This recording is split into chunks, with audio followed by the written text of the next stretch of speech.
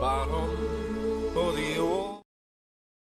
At the bottom of the ocean.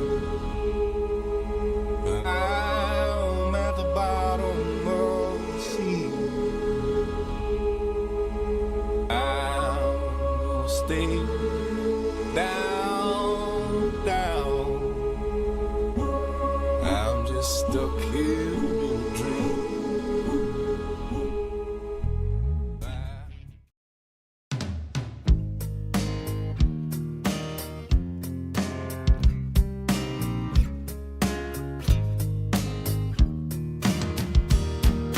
Sorry that I can't keep it together. Maybe it's the trauma, or maybe it's the drugs. I can't seem to control my fucking temper. But the problem lies in not being enough. I lost my sense of humor in the battle for my mind. Now I'll slip away with one last puff this time. Substance suicide, assisted by my fickle friend. I'll finally lose my mind. Substance suicide, only time with no regrets is letting myself die. Forgive me for the outburst with your neighbors. My actions don't reflect what's in my soul. I never found the right way to relate or take in and display a better role. The chemicals that shape me are buried deep this time. My family's already given up, it's fine.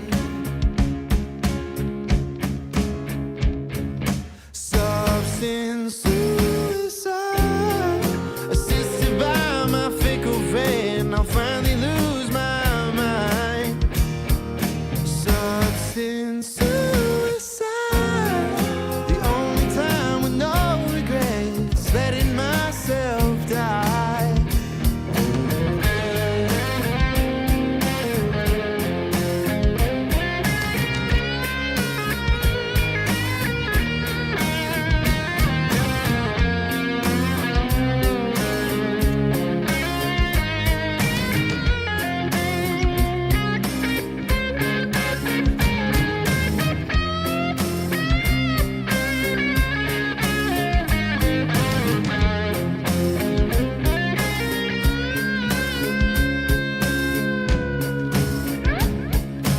Substance suicide, assisted by my fickle friend. I'll finally lose my life. The substance suicide, the only time with no regrets is letting myself die. Is letting myself die.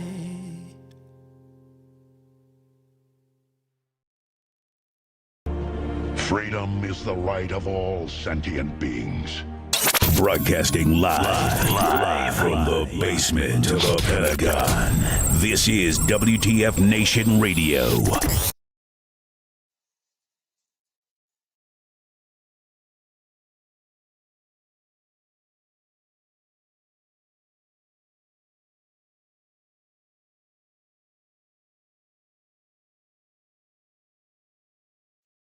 Broadcasting live from the basement of the Pentagon. This is WTF Nation Radio. Let's roll.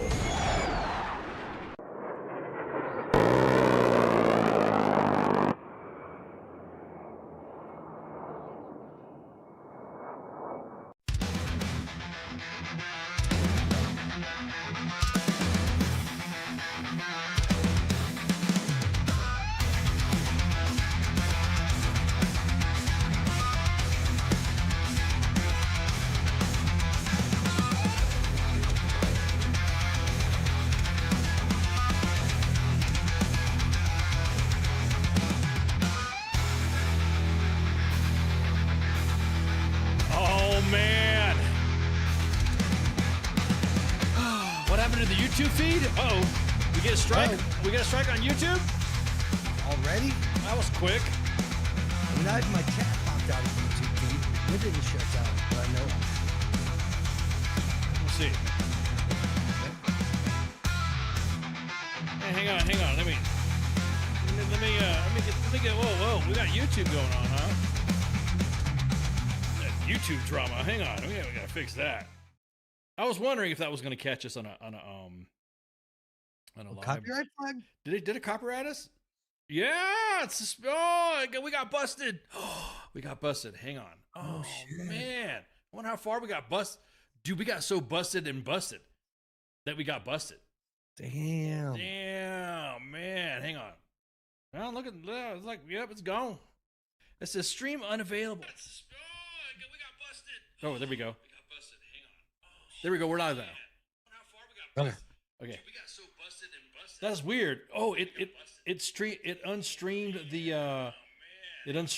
I can hear myself now. There we go. Just the little commercial, or not the commercial, but the other video part. The other video. It's the music. I guarantee it. The music video probably.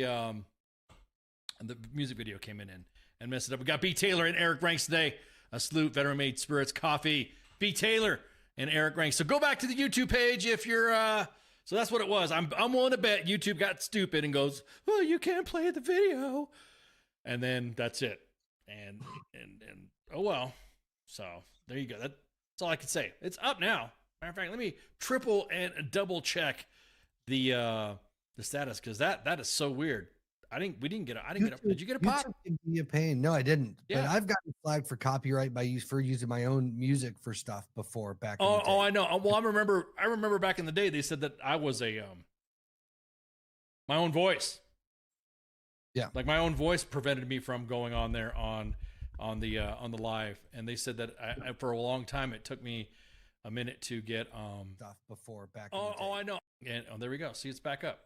That is so freaking weird. They're haters on you guys. They're B. Taylor and Eric Grace. They're haters. Haters. Yeah.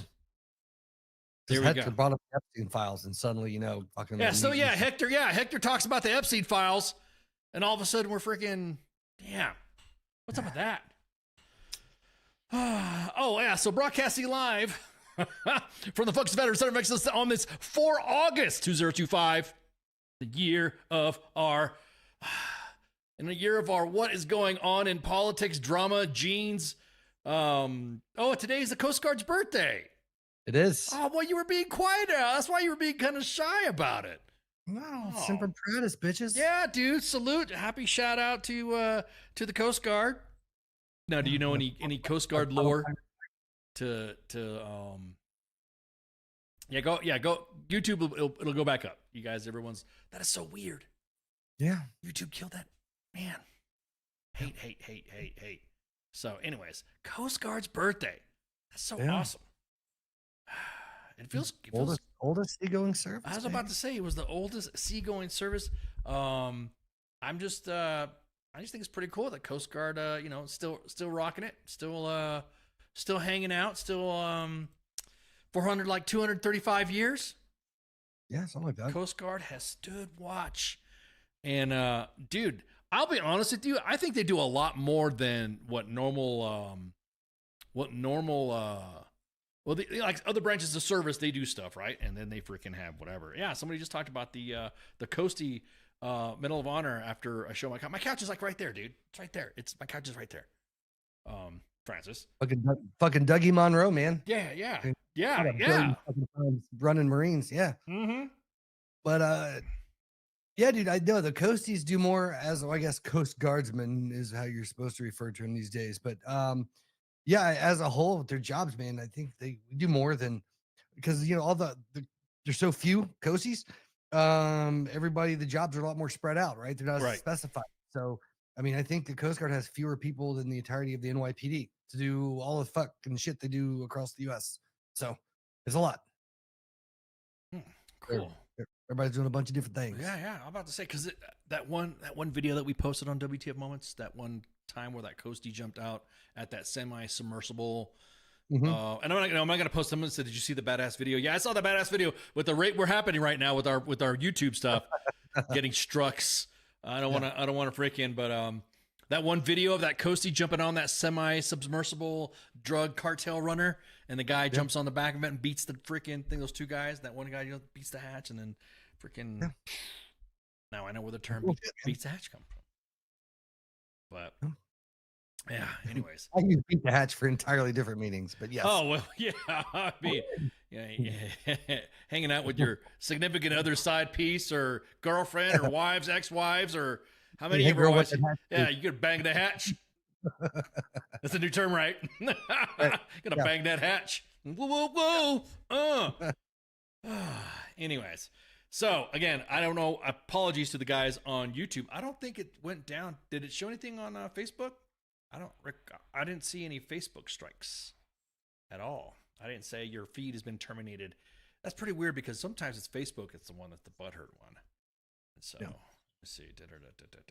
Let me just double check to make sure it's on the feed for time on the timeline for Facebook. And now it looks like it's all right. Looks like it's still good on Facebook. That is so weird. That is so weird. It's like hate. Anyways, so congrats, happy birthday, 235th. Let's jump into the Monday topics, man. Holy crap! Everyone's making a big deal about Sydney Sweeney and her jeans, and the jeans, and the story of lines of jeans, which it's kind of like everyone says that already, right? If you're of healthy stock, you got health. Well, if you have healthy stocks like her. Then obviously she, wait, who's that? Who's that in the freaking, who is that? Who's that in the chat? Who's in the green room with us? The green room? Oh, this is Eric. Oh, Eric, dude, I was about to say you're early. Well, they had me on a window between 8 to 9. Really? Oh. Well, I can leave and come back. No, you want to hang out and shoot the shit with us. B Taylor's not coming down for another minute, right? So I don't know exactly what time B's showing up. Oh my god, dude. Okay, well here, hang on. You can hang out. You want to hang out and talk to us then, and then shoot the breeze? Yeah, I didn't know if you could see me. Yeah. I was like, I heard this weird noise. Like, what the hell is that? I thought there was like a chupacabra or some Llorona behind you there, Massey. I didn't know there was going to be. Damn. Okay, hang on, Eric. Let me. I was like, you look like somebody else. That's why I didn't want to like totally, completely. That's a surprise. Okay, hang on. Let me grab his stuff right here, and then let me move Massey up, and then let me add. This is so cool. Well, I guess you're kind of sort of there with us now, Eric. You kind of shoot the breeze and hang out, and there we go. Yeah, now I'm live. Now you're live. Now you're with us. You weren't supposed to be here till 9, but okay, that's fine. That's quite all right. Like I said, I can come back. No. If you want to, well, you want to add some, you want to add some back and forth with us. You can if you want. And yeah, absolutely. Okay, okay. So all the drama that's going on with Sydney Sweeney, right? All the stuff that's going on. Yes. With her advertisement. Yeah, with her advertisements. Yes. And holy crap, it's caused a bunch of. Good Lord. Look, I don't know. Everyone says that there was racist dog whistles involved and there was this. And I'm like, okay, look, since I've been growing up, every time you see a hot chick in jeans, like Guess jeans or Levi's or something like that, that's what you normally see, right? You see hot chicks, or I would say hot looking those individuals that would be, attracted to the opposite sex. I just don't understand. I mean, that's the prime marketing 101. Right. Appeal to somebody's appeal to somebody's, yeah, exactly. And then of course the play on words, good jeans. And yeah, so everyone, okay, look, the whole drama is that Sydney Sweeney went on and did this American Eagle ad, and the next thing you know, the words "we got good jeans," everyone started jumping on it, to include our own government, to include everybody else. Now I feel like it would have been much different if it had been like, a retro picture of Hitler, photoshopped with some American Eagle jeans, saying, "Hey, we got good jeans." Then that might have been an offensive ad. But as it stands, I don't really see the issue. No, I don't. Again, a play on words. A play jeans. Jeans with a J, not GNES. Jeans.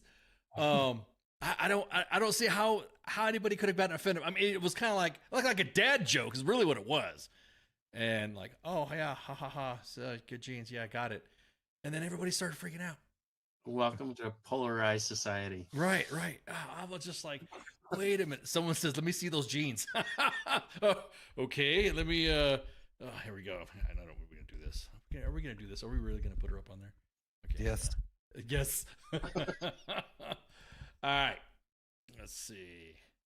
So now she's been identified as a Republican, and so now everyone's freaking out because now she's a Republican, and God forbid people can't be political or can't vote. So somebody put sex sells for Sydney Sweeney, but so does being a Republican, is what all the freaking drama and all the crybabies are talking about. Let me put this window cap in. I mean, it was one step further when Trump came out.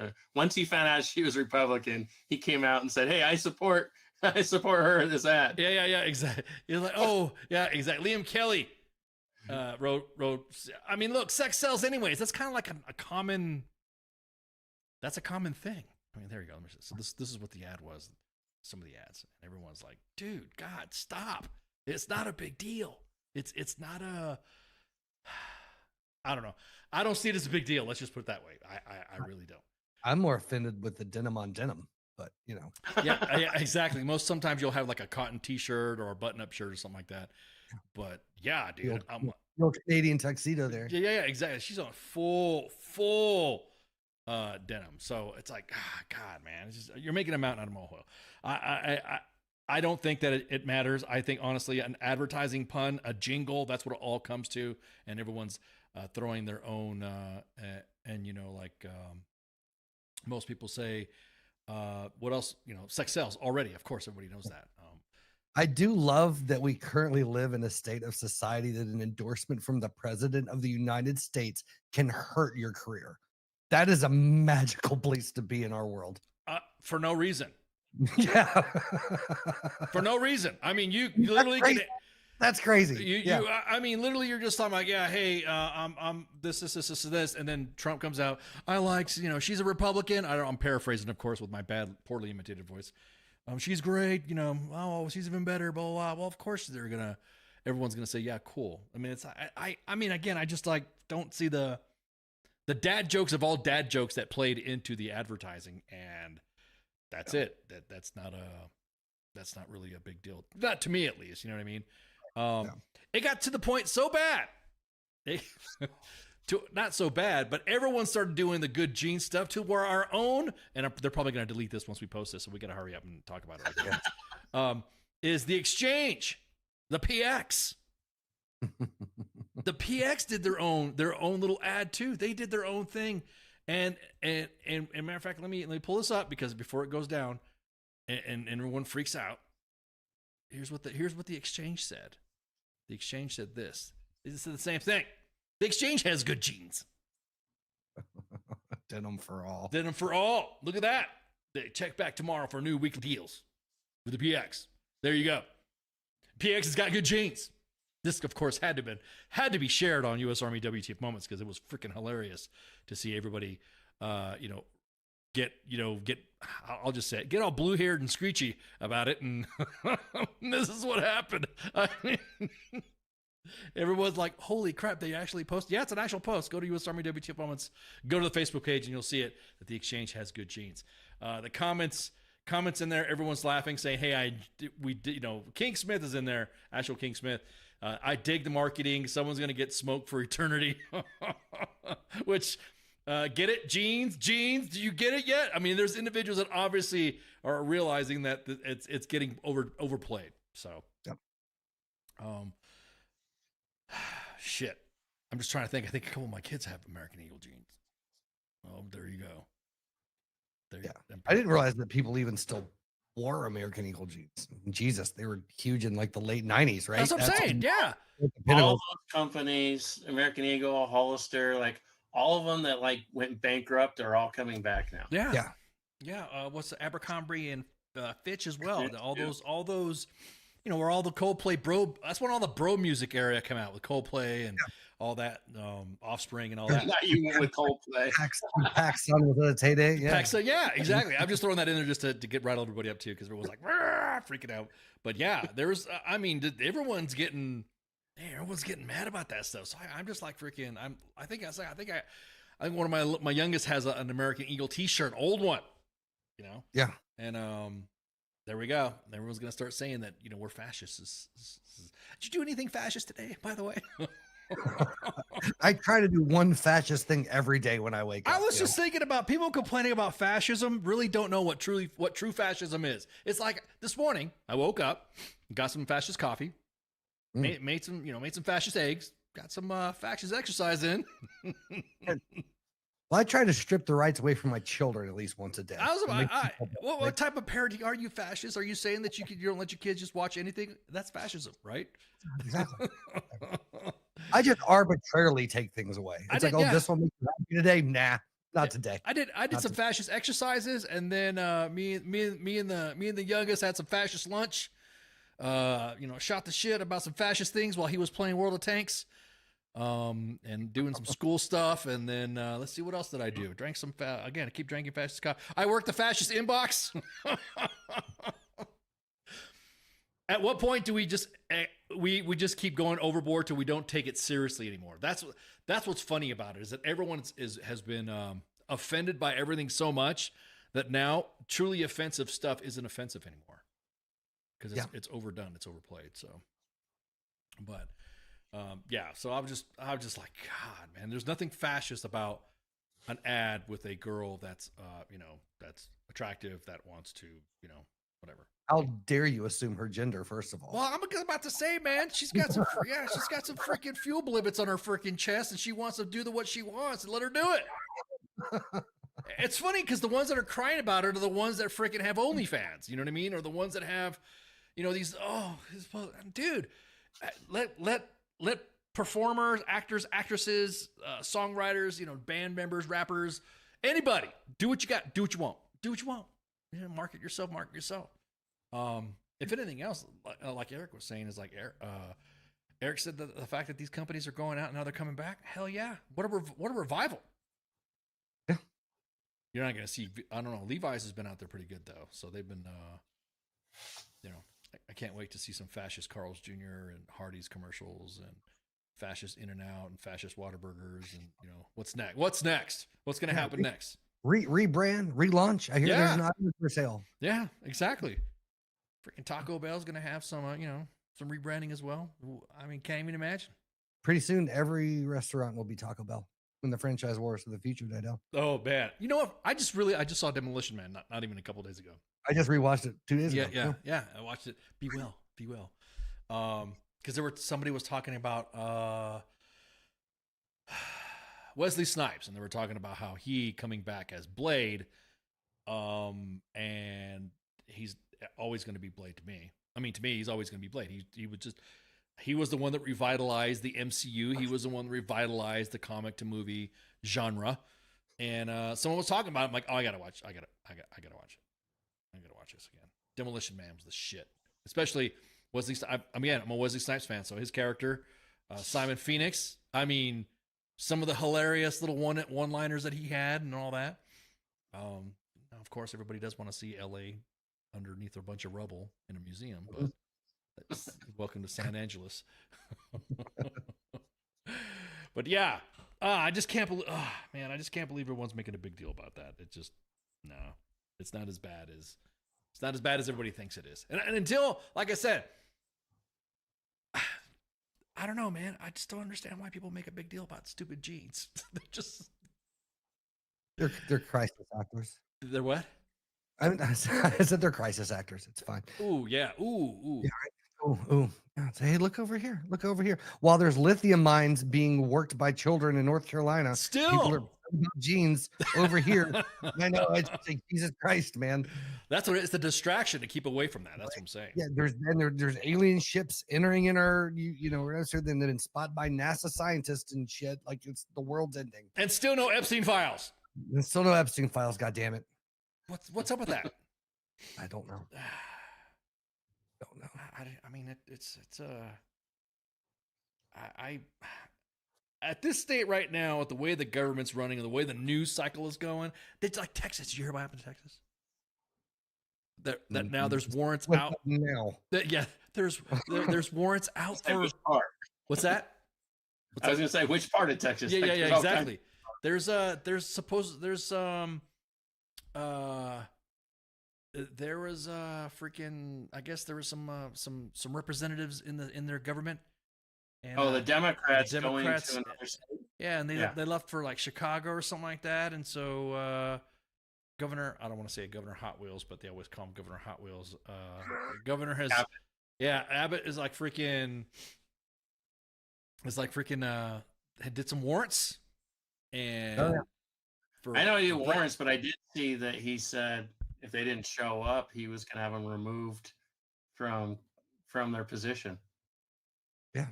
which, look, that whole thing is about gerrymandering, anyways. I mean, denying quorum is needed to convene the session, and he insisted that he will take steps to remove those lawmakers from their seats. I want to know if is there any freaking, I'm not much on Texas law or the Texas Constitution, so I don't know. I mean, can he fucking do that? Can he really do that? Can he like throw some warrants out for people to, I mean, for absent Democrats? I mean, he signed civil arrest warrants for absent Democrats. Why? For what? I mean, I don't know. I feel like though in Texas, if you just show up with a gun, you could probably work it out. That's probably somewhere in the Dude, law. I'm not 100% I'm sure, just but gonna, I'm just, bro. assuming. I mean, most of the deal with me with Texas is that sometimes they go overboard on some of their laws, and then they kind of like counter each other on their laws. Like they're all about veteran advocacy with working with behavioral health, and then as soon as you talk about passing cannabis, CBD, THC, CBN for behavioral health and or dealing with the veteran behavioral health stuff. Then all of a sudden they're clutching pearls, weed snorters and reefer madness, and you're like, Right. dude, what? I don't understand. How could you sit there and not say you don't support it? And then it was a lieutenant governor that had his bill squashed, Governor Abbott. But again, this is what a Democratic State Representative James Tallarico said, that we are fighting for a representative democracy, and whether or not we'll continue, we're willing to face whatever consequence may come in our way. I don't even, can they do that? Can Texas do that? I mean, if you're not, again, I'm not a Texas person. I'm a Texas person. I'm not a Texas. I don't Not a understand. Texas. I'm not a Texas person. I'm not. I mean, I don't understand the. Thank God I was born with better genes than a Texan. Jesus. I was about. Hey, a great point, Ali. I was about to say it's posturing. They don't care. It's like everyone's like not talking about. Okay, can he do this? And if he can, and they're not going to have a vote, then don't vote. Then okay, don't count him in. Don't. Okay, then the vote doesn't happen. Someone didn't show up. I mean, is it because of the redistricting stuff? Is it because no? Everyone's always talking about Texas. Oh man, dude. Abbott said if members don't show up either deadline by 3 p.m. Central today. Oh, it should be like happening like now, right? Yep. Remove. He's gonna invoke the Texas Attorney General opinion number KP 0382. That sounds like a stormtrooper that works in a DFAC. KP 0382. Why aren't you at your post? To remove missing Democrats from membership. What was that? I said, pew, pew. Yeah, pew pew. He's citing an opinion from Texas Republican Attorney Ken Paxton, which is written that after previous walkouts where Democratic leaders left the state to protest a change in voting laws. The opinion, which is non-binding, says any district court may determine that a legislator has forfeited her office due to abandonment and can remove the legislator from office. Okay, so if it's abandoned, then why are you going to arrest them? Why are you putting out a civil?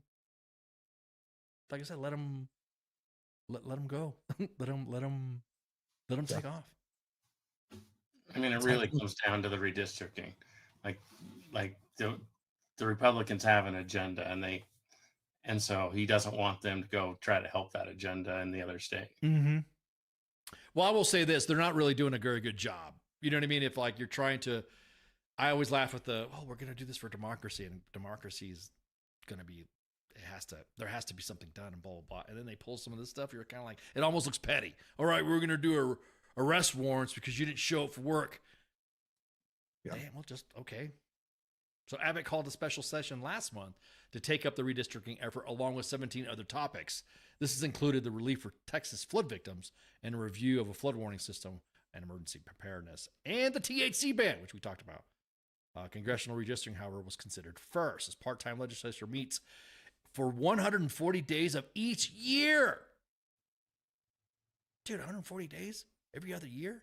The governor called the right to a 30-day special session to address certain... So they don't even work? Or is that what I'm saying? Am I reading that right?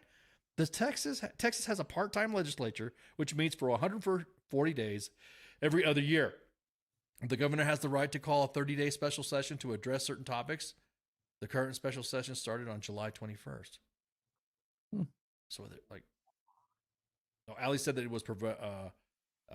okay, got it. I was saying Provet was posturing, not the walkouts. Walkouts are normal for legislature. Yeah, exactly. That's what I'm saying. It always happens. We always see Congress not voting for anybody. You'll see Congress do their posturing on the floor. You know, John McCain's famous thumbs down. Everyone's all like, oh, ha, ha, ha. You know, that again, totally doesn't, I don't know. Is it a big brouhaha? Brouhaha. Is it a big, somebody said it was a nothing burger and, I'm reading another text. This is a nothing burger and all nothing but politics as usual. And same thing, like just like Ali said. But speaking of which, did we get the full final count of everybody accounted for from the floods that happened? Are you asking me? Or Yeah. was that a hype? I don't know. Oh, from here or from Texas? I don't know what you're talking about. Oh yeah, man. fuck. I'm sorry, man. I forgot about I forgot you were. Yeah, I was like, there's fucking floods everywhere, dude. Yeah, my fault. Yeah, Eric. For which you don't know, Massey was his area was affected by the Hurricane Helen floods in eastern North Carolina, and so he was. Yeah, my apologies, man. When Asheville was pretty much wiped out. Yeah, all around that area. Yeah, it's let me see. The final as of July 2025. So at least 135 fatalities.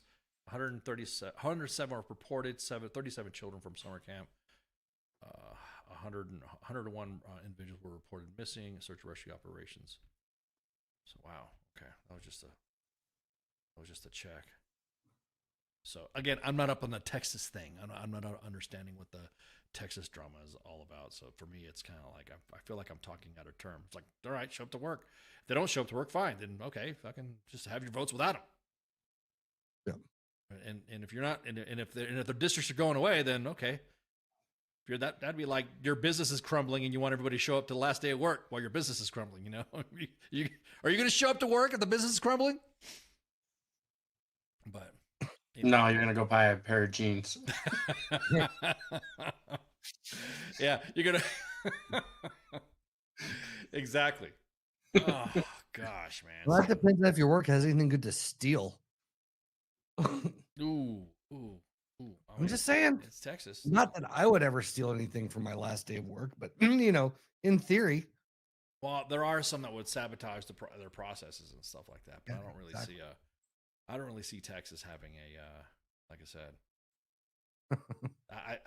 to me, it just, I'm not saying it's not a big deal. I'm just saying that, okay, it is a big deal, but having arrest warrants done for It's a little much. It's a little much. it's a little much. A little much.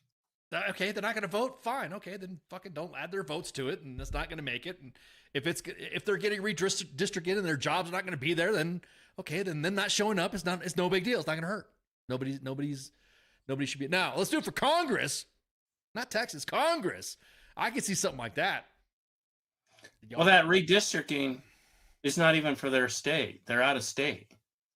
They're over there trying to support another state.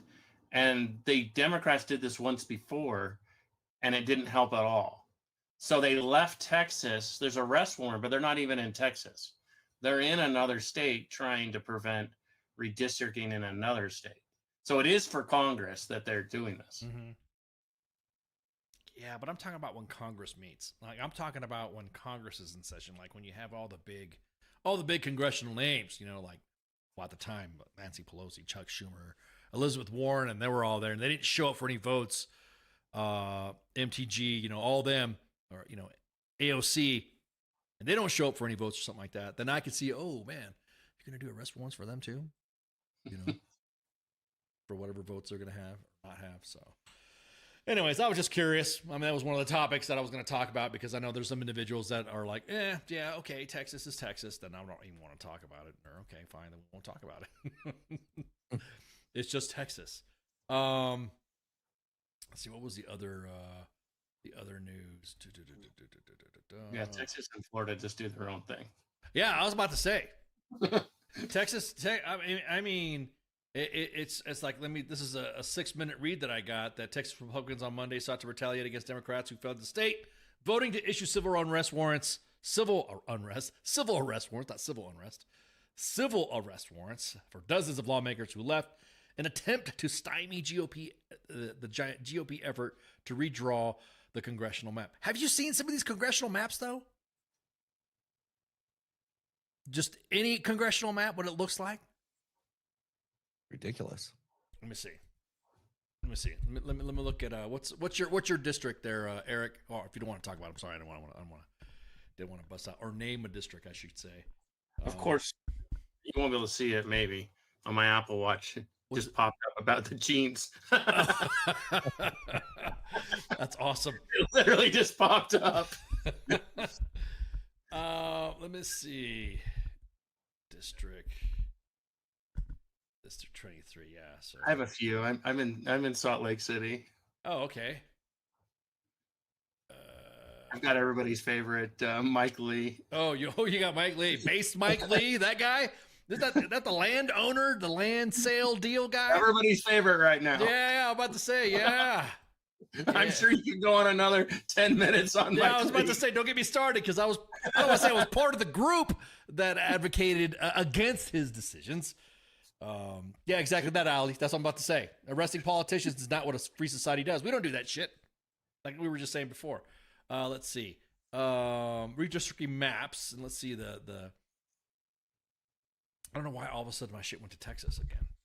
There we go. Districts. There was one, somebody showed me a gerrymandering map, and I was like, holy crap. What a map looks like. Map examples, I guess you'd say. And you're like, holy, not that one. There we go. Statista has this right here. I'll just pull this up. And this is the maps that I think gives you the kind of reason that you're like, what is this? It's like, these are districts. No symmetry to it, to me. The way I see things, that looks like freaking, that looks just like it's purposeful in its gerrymandering. You know what I mean? And you look, okay, it's like you only want certain people to vote for you, or a certain demographic to vote for you.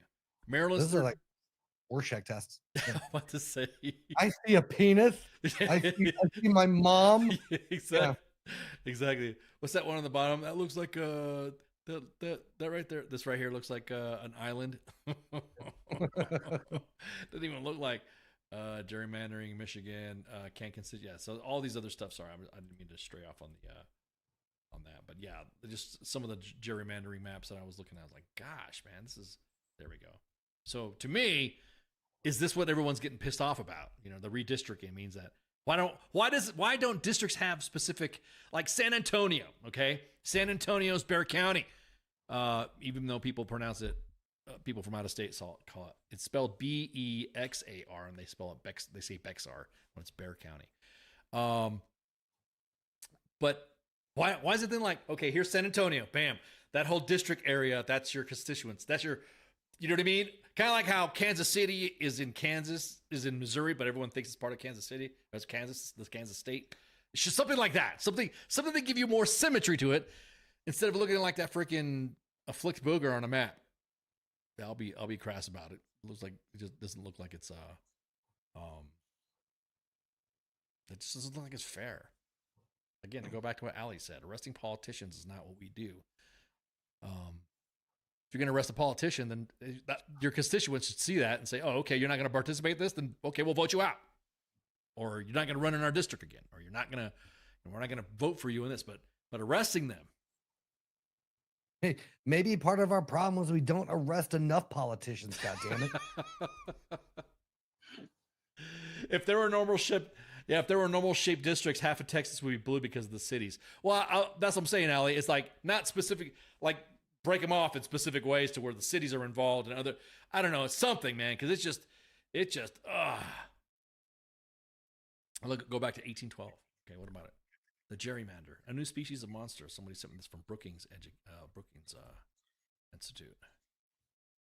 So here's North Carolina. Here's a North Carolina. There you go. Look at that. Yep. They just redistrictified all the stuff here not too long ago because it pushed, was it Jeff, what's his name, out of his job and ran for district attorney, I think. But yeah, these are just examples of maps, by the way, currently right now, obviously, with the difference of what it looks like. Let me see what's another one here. Pennsylvania, I heard there's like a big one too here. Let me look at Pennsylvania. Bam. There we go. Pennsylvania, man. Look at that. That's all gerrymandered. Which is the one that's got that Fetterman dude in it? Which district is he in? I don't know. Let's see what's another one here. Thanks somebody who sent me links here. Gotta catch up to the links. Yeah, gerrymandering plan right here. Let me look at this one. Yeah, again, back to North Carolina. North Carolina. I heard North Carolina is pretty famous for that, for doing this. Don't they change like districts all the time, pretty much? yeah. Yeah. Susan says check out Fulton County in Georgia. Ooh, okay, hang on. Let's check this out. Georgia. Fulton County, Georgia. Let's see. I'll just do Georgia. Just like that. Gerrymandering maps by Georgia.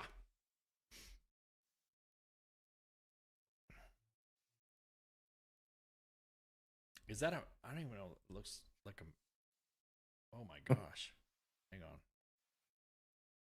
Here's some of the maps for Georgia. Mm-hmm. Look at that. Good Lord. Yep. I think we need to have somebody from Congress come in here and tell us how this all this shit works. It's probably going to be the boringest podcast ever, but damn, dude. Because then people start saying, yeah, they should be arrested. And yeah, I'm like, okay, what are they being arrested for? Well, because. Okay, well, why? Well, because they're not there. Well, I mean, I don't know. Give them a sick call slip or something like that. I don't know how that works. I mean, what's the? Let's see, here's another one. There was an Eastern student that went. Well, he won a wins math conference prize for researching on gerrymandering. Unbiased redistricting is hard. Check out. Man, I already got people already making fun of their own states. Check out Massachusetts. Zoom into Atlanta. Yeah. I just got to scroll in here. Gerrymandering. This is another. Oh, man, I will say North Carolina. The reason why North Carolina keeps popping up on my searches because it's always been the biggest drama when it comes to gerrymandering. Like it's almost like on the spot. It's like the next thing you know, someone finds out they're in another district, and like this is from a few years back, and this is from Wired that says gerrymandering should be more infuriating when you can actually see it. And the perfect example right there. Look at that. Holy crap. Yep. Sorry, that's not part of your district. Because then when soldiers go to their chains of command and want to do a congressional, and they do a congressional, they don't realize that they're not in their specific map because sometimes, that's a good point too. It freaking, I think it disenfranchises the service members that are freaking there because they're serving from their states. They want to talk to them about issues, and then you get Washington Post. Let me see. Washington Post News. Allie dropped looks like, oh yeah, I think Allie dropped. Yeah, I think I remember seeing this one here, but it's on a paywall, Allie. Not subscribing to the Washington Post here.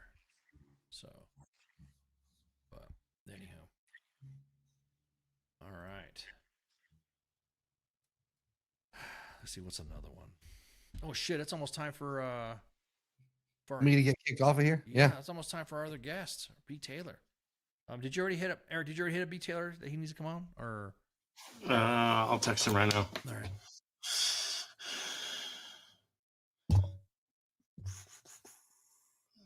Yeah, I didn't mean to drag Eric into a big old gerrymandering conversation about politics. You said Atlanta real quick? Okay, Georgia, and I'll just do Atlanta since zoom into Atlanta since Susan asked about Atlanta. There we go. All right, so we're gonna take a break right quick while we get B on, and we're also gonna play. I don't know if you guys notice hearing different musics and stuff. We have different. We have another. We had Substance Suicide. I know you heard that track, and then we had another one coming up, Devil in Me, and it's from some veterans named Kyle Benson and the Fraternizers. And so let me just read right quick. They're from DC. One of them's from DC, currently stationed with my bandmates at 22CR Swamp Fox. Been stationed here for 5 years. Looking forward to continuing my guitar music. I've been playing the guitar and singing for 20 years. My drummer is Greg Behrman. He is from Shrewsbury, Pennsylvania. Been stationed with me in Fox Troop.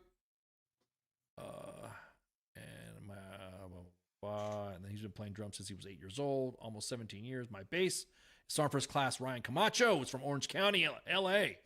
He's playing bands like Zebrahead and is open for Wheatus. He said they're assholes. Okay. Our band is called Kyle Benson and the Fraternizers. I wrote the songs, so I put my name first. But we all contribute a ton to this project. There's another one in here. If you could somehow give a shout out to Nathan Balding in there, it would mean the world to me and his family. Yes. I'm giving you a shout out right now. The first track that we played, Substance Suicide, is about the struggles of suicide in the military and a personal testimony for a friend and the thousands of soldiers who did not have a voice anymore. So that probably the song was dedicated to him, more than likely. Devil in Me is the one I'm going to be playing right now, a song highlighting the darkness that we all have inside ourselves and how the hell is somewhere personal to our darkest memories. So we all have a devil in us, and we all have to learn to wrestle with it. Man, good words. So we're going to play this track after our little bit, and we'll get B. Taylor on in a second. So stand by.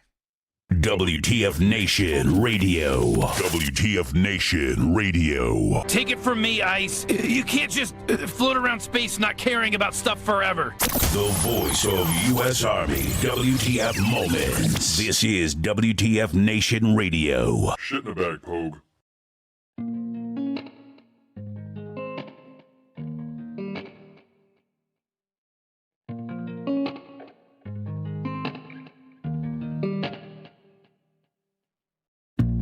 Hell is a candle, not a big fireplace.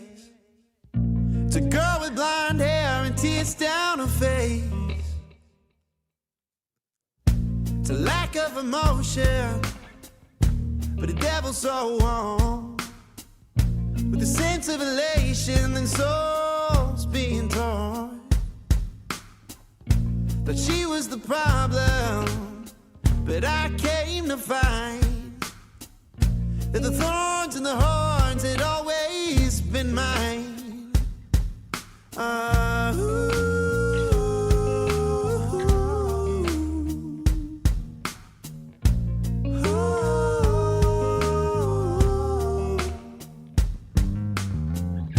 The devil in you and the devil in me are just part of the problem, as problems tend to be.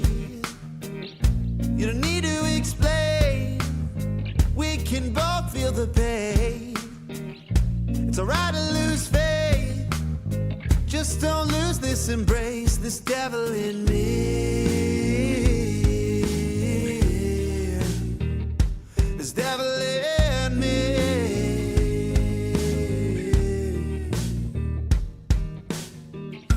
He met with my mother, said he's a son of a gun, and anybody who knows him is destined to run.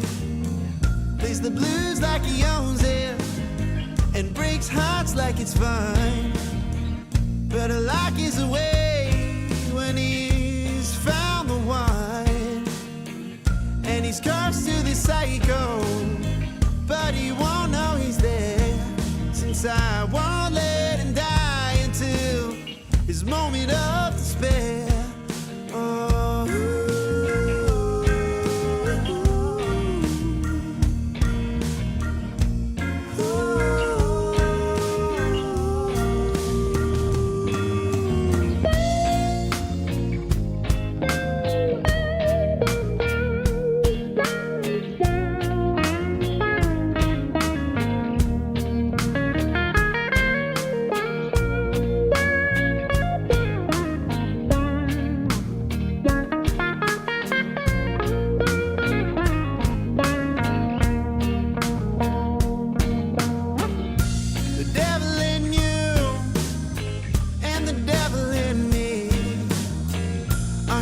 part of the problem, as problems stand to be. You don't need to explain, we can both feel the pain. It's alright to lose faith, just don't lose this embrace, this devil in me.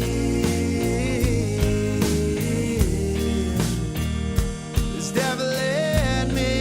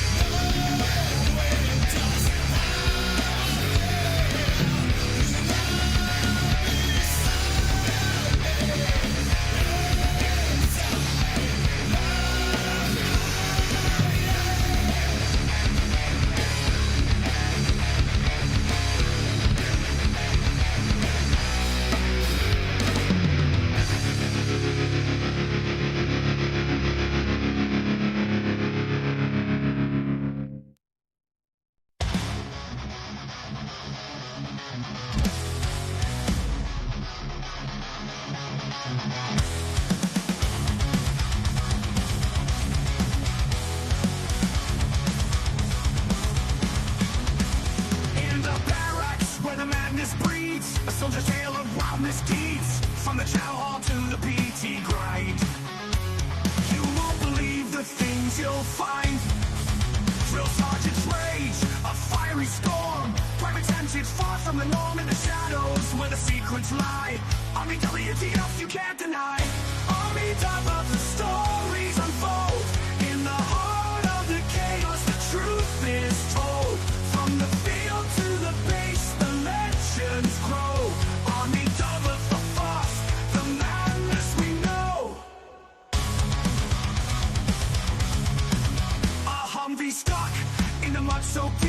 A midnight rain, no time for sleep.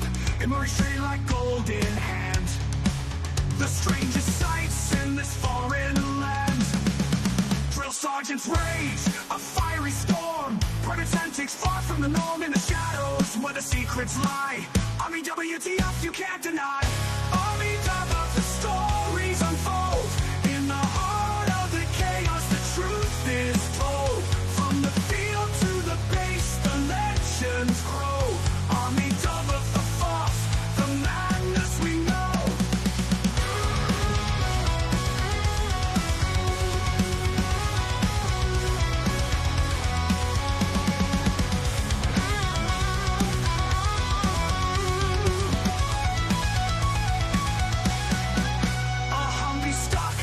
The mud so deep, a midnight rain, no time for sleep. Emerge straight like gold in hand. The strangest sights in this foreign land. Drill sergeants rage, a fiery storm. Private antics far from the norm in the shadows where the secrets lie. Army WTF you can't deny. Army WTF, the stories unfold. In the heart of the chaos, the truth is told. From the field to the base, the legends grow. Army WTF, the madness we know. In the ranks where the wild things roam, every soldier's got a tale of their own.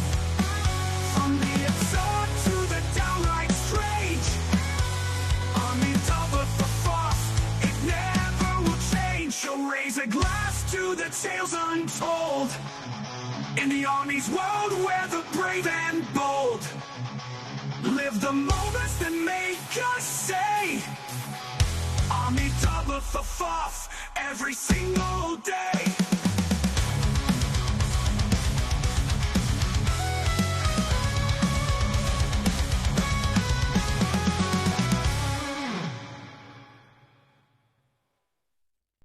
I am here determined to stop this future atrocity. This station is now the ultimate power in the universe. I suggest we use it. The voice of U.S. Army, WTF Moments. This is WTF Nation Radio. I find your lack of faith disturbing. Everything stated on WTF Nation Radio is to be considered the opinion of the person that stated it, and not an official representation of WTF Nation Radio or U.S. Army WTF Moments. Price does not include tax, title, or license. Some assembly required. Each item sold separately. Batteries not included. Objects in mirror are closer than they appear. If conditions persist, contact a physician. Individual results may vary. Keep out of the reach of children. Avoid prolonged exposure to direct sunlight. Keep in a cool, dark place. And please enjoy the show. Shots. And we're back. Oh. Now we're back with a guest. One of the guests at least.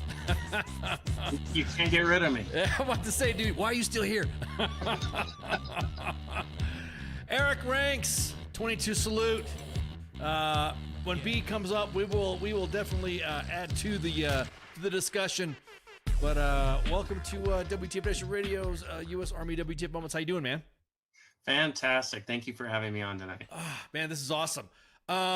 Seeing some of the other stuff, I think I might have seen your wine and spirits. We talked about it last show. I think it was on Thursday. We talked about it. And so, can you tell us about? Give us a little bit about your background about yourself. Yeah, background about myself. So I am a military dependent.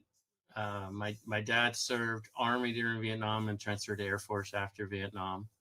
And growing up in the military, I also grew up with some health problems like leukemia, internal bleeding that took. Here's B. Hey, I was trying to get in. It wouldn't let me. I'm sorry. I'm late. Oh, no, hang on. Oh, there. I was about to say, you made jump there for a minute, man. Hang on. Let me.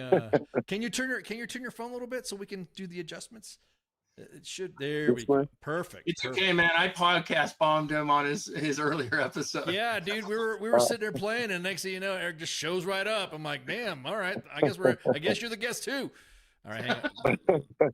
Let me get you on here. I was like, I don't know if Kenyatta let him know that he's on a podcast. No, I was trying to. I was like, oh my God, let me try this here. I couldn't get in. Okay, we got this. Oh, We got you guys. We got you guys set up. This is no problem. There we go. There we go.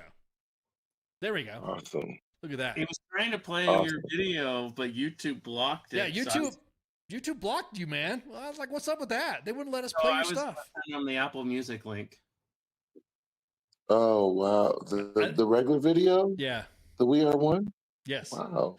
I think probably because Vivo had specific touches to it. You know what I mean? Okay. So, but I think it's copyright stuff. YouTube's very careful about copyright, and so they probably are worried that he's streaming you as an artist and don't have the rights to yeah, it. yeah. Probably what's going on. That's exactly what it was. X though, Twitter, it played just fine, and on Facebook, it played just fine. So. I guess now. I guess let me rewind that. Hey, welcome, B. Taylor and Eric Ranks from 22 Salute. How you guys doing tonight? Good. Oh, Good. Oh man. So first off, it's an honor to have you here, B. Taylor, and we played the video Thank to you. the audience, and I was and Eric was just giving a bit of background. So we'll let Eric finish up, then we'll hit back to you. Perfect. Yeah, for sure. So, and I'm honored to be on here with both of you, first and foremost. Yeah, I'm super honored. So, as I was mentioning, so health issues, leukemia, internal bleeding that took 2 hospitals 3.5 weeks to stop with multiple blood transfusions, ruptured esophagus. So multiple times my family's been told, hey, he's not going to make it through the night. And, through my life, that's created some both physical and mental pain. And I became very suicidal a few different times in my life. And so growing up around military, my dad was a clinical and neurological psychologist. So he focused on military mental health. And so that was always a conversation. And I knew I was dealing with it myself. And in 2012, 2012 is when I started, but really 2010, 2011, I started having friends coming back from Iraq and Afghanistan with really bad PTSD issues affecting their career, their marriages, just their life in general. And I didn't understand like what they were going through personally because I didn't serve. You know, I had so many health problems, I wasn't allowed to serve. But I knew what physical and mental pain was. So I left corporate America and started a nonprofit for vets and first responder mental health and suicide prevention called the Veterans Connection. And then during the pandemic, I start, in-person events for the nonprofit kind of came to a screeching halt like everything else in the world. Right. And I just kept watching the suicide rates increasing in our veteran and first responder communities because I had more time to pay attention to stats. And I was like, hey, this 22 a day is complete BS. It's like 40 to 60 a day. And so I knew that I had to increase impact. And so the only way I knew to do that was to create a social enterprise. Let's create a for-profit that can fund nonprofit work to keep increasing it because I got sick of nonprofits. Like I'd reach out to different nonprofits. B's done very well at like partnering with different groups with One Life. Right. And that's what I tried to do with the Veterans Connection and have done that with different organizations. But I got sick of different nonprofits saying, no, man, we're all competing for the same donor dollars. And for me, it was like, I could care less who gets the dollars. Right. I just want someone to get help. Exactly. Like you can take all the money as long as this person's going to get help. Exactly. And so that's why 22 Salute was created. Now, when this created, I always ask this of all the groups that do this type of work. Did you run into any aside from like any speed bumps along the way with this to get it set up? On the nonprofit or for-profit side? Well, both. I mean, whatever. I guess whichever drama pops out the most. I guess. I would say the biggest drama is on the for-profit side, but I think we've been very clear about our messaging and have kind of pushed that to the side, which is so I've got a nonprofit that's like 14 years old that's focused on mental health. And then I'm launching an alcohol brand. Like, how do those mix? So I think that's where the biggest like friction I've gotten. But I did it very purposefully. I realized that someone, if they're in a negative mindset, they're using alcohol in a negative way, then they're going to go purchase it with or without me. And I have a chance to get in front of someone in their darkest hour, say your life matters. Our bottles, you've seen them, they tell a very clear anti-suicide message on every one of our products. And we are the first alcohol company to put the suicide crisis line on every bottle we sell. So for me, it was like, I can go educate the general public by putting a bottle on the shelf, because most people don't know what the suicide rates are in the military and first responder communities, or they don't want to talk about it. They know, they just don't want to talk about it. Suicide is not a conversation people want to talk about. Right. I can generate money to help causes to reduce that number. And then I can get in front of somebody in their darkest hour and say, hey, don't buy my product or anyone else's, go get help. And then when you're in a better mindset and you can use alcohol responsibly, come back and purchase my product because they're the best on the market. But for me, your life is the first and foremost thing. Right. Now, I'll be honest with you, that's actually kind of, I mean, because you also sell coffee too. So it's not like you're not. You sell coffee. Yeah. So it's not like you're a hold off to one thing. Did you get anybody looking at you with side eye going, wait a minute, man, you're selling alcohol with this. You're selling with the counter suicide message. Did anybody give you like any side eye about that? Well, that's why I said that's our biggest pushback is, but we get it very, very rare, but we do get it once in a while. And as soon as I explain what I just explained, of I have a chance to get in front of someone and correct where they're at, then the resistance comes away and they say, okay, I get it. Gotcha. You know, like I had somebody who, I'm not going to name his name, but he's very well known in the NFL. And he had a conversation with him. And when he first was introduced to me, he came at me really hard. Like, hey, my brother committed suicide. Alcohol was a big piece of it. Like, I hate everything you're doing. And by the time I was done explaining the conversation, he looked at me and said, hey, I have a lot of resources, connections, and financial. How can I help? And that's the difference is it's people just have to understand. I'm not just trying to sell alcohol. I'm trying to help people. And as soon as people understand that messaging, that resistance goes completely away. Yeah. No, that makes sense. There's some times where you take either a cup of coffee or a drink when you're thinking about stuff, and you just kind of like, some people use that to get away anyways. You know what I mean? Yeah. So, and our coffee has the suicide crisis line as well. I mean, it's not abused the same way alcohol is, but it's the best coffee out there. You know, unfortunately, you know, we're putting Black Rifle on notice. We're coming. I'm glad this is recorded. we're coming. Oh, we actually have their former VP of Investor Relations on our board. Oh, wow. Oh, man. So, man, there's going to be some little rivalry going. No, it's competition, right? Competitive competition. Meanwhile, I'm wearing a Long Tag Brewing t-shirt. Well, that's cool. That's good stuff. Well, wait a minute. So how did B get involved? How'd you get involved in this, B? Tell us about yourself, man.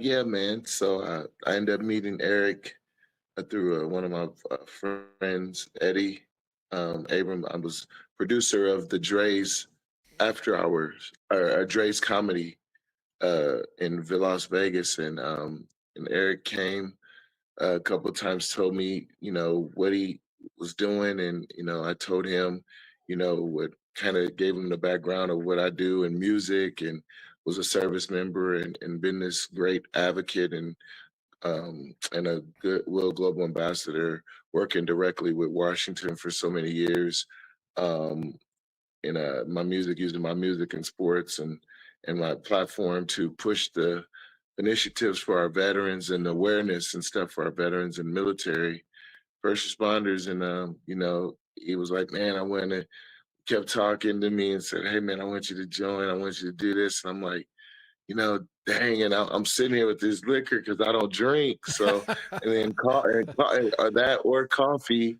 Right. But then he came, man, and he explained, like Eric said, he explained what he was doing, and like he's really sincere about that, like, and passionate like I am. Mm-hmm. The next thing you know, man, I was like, let's do it. I want to be a part, and it's been great ever since, man. We've been doing some cool stuff. Yeah, we played your video. What did you do in the Navy, by the way? I know you have a military background. Can you talk to us about that? Yeah. So I was Navy. I came in as AT, Naval Navy. I tested into the nuclear engineering program for the Navy. Oh wow! Because I studied engineering in college, but I switched to the second best AT, and then was part of that, and then the SOCOM division helped me to get ready. The Navy allowed me to go pursue the NFL.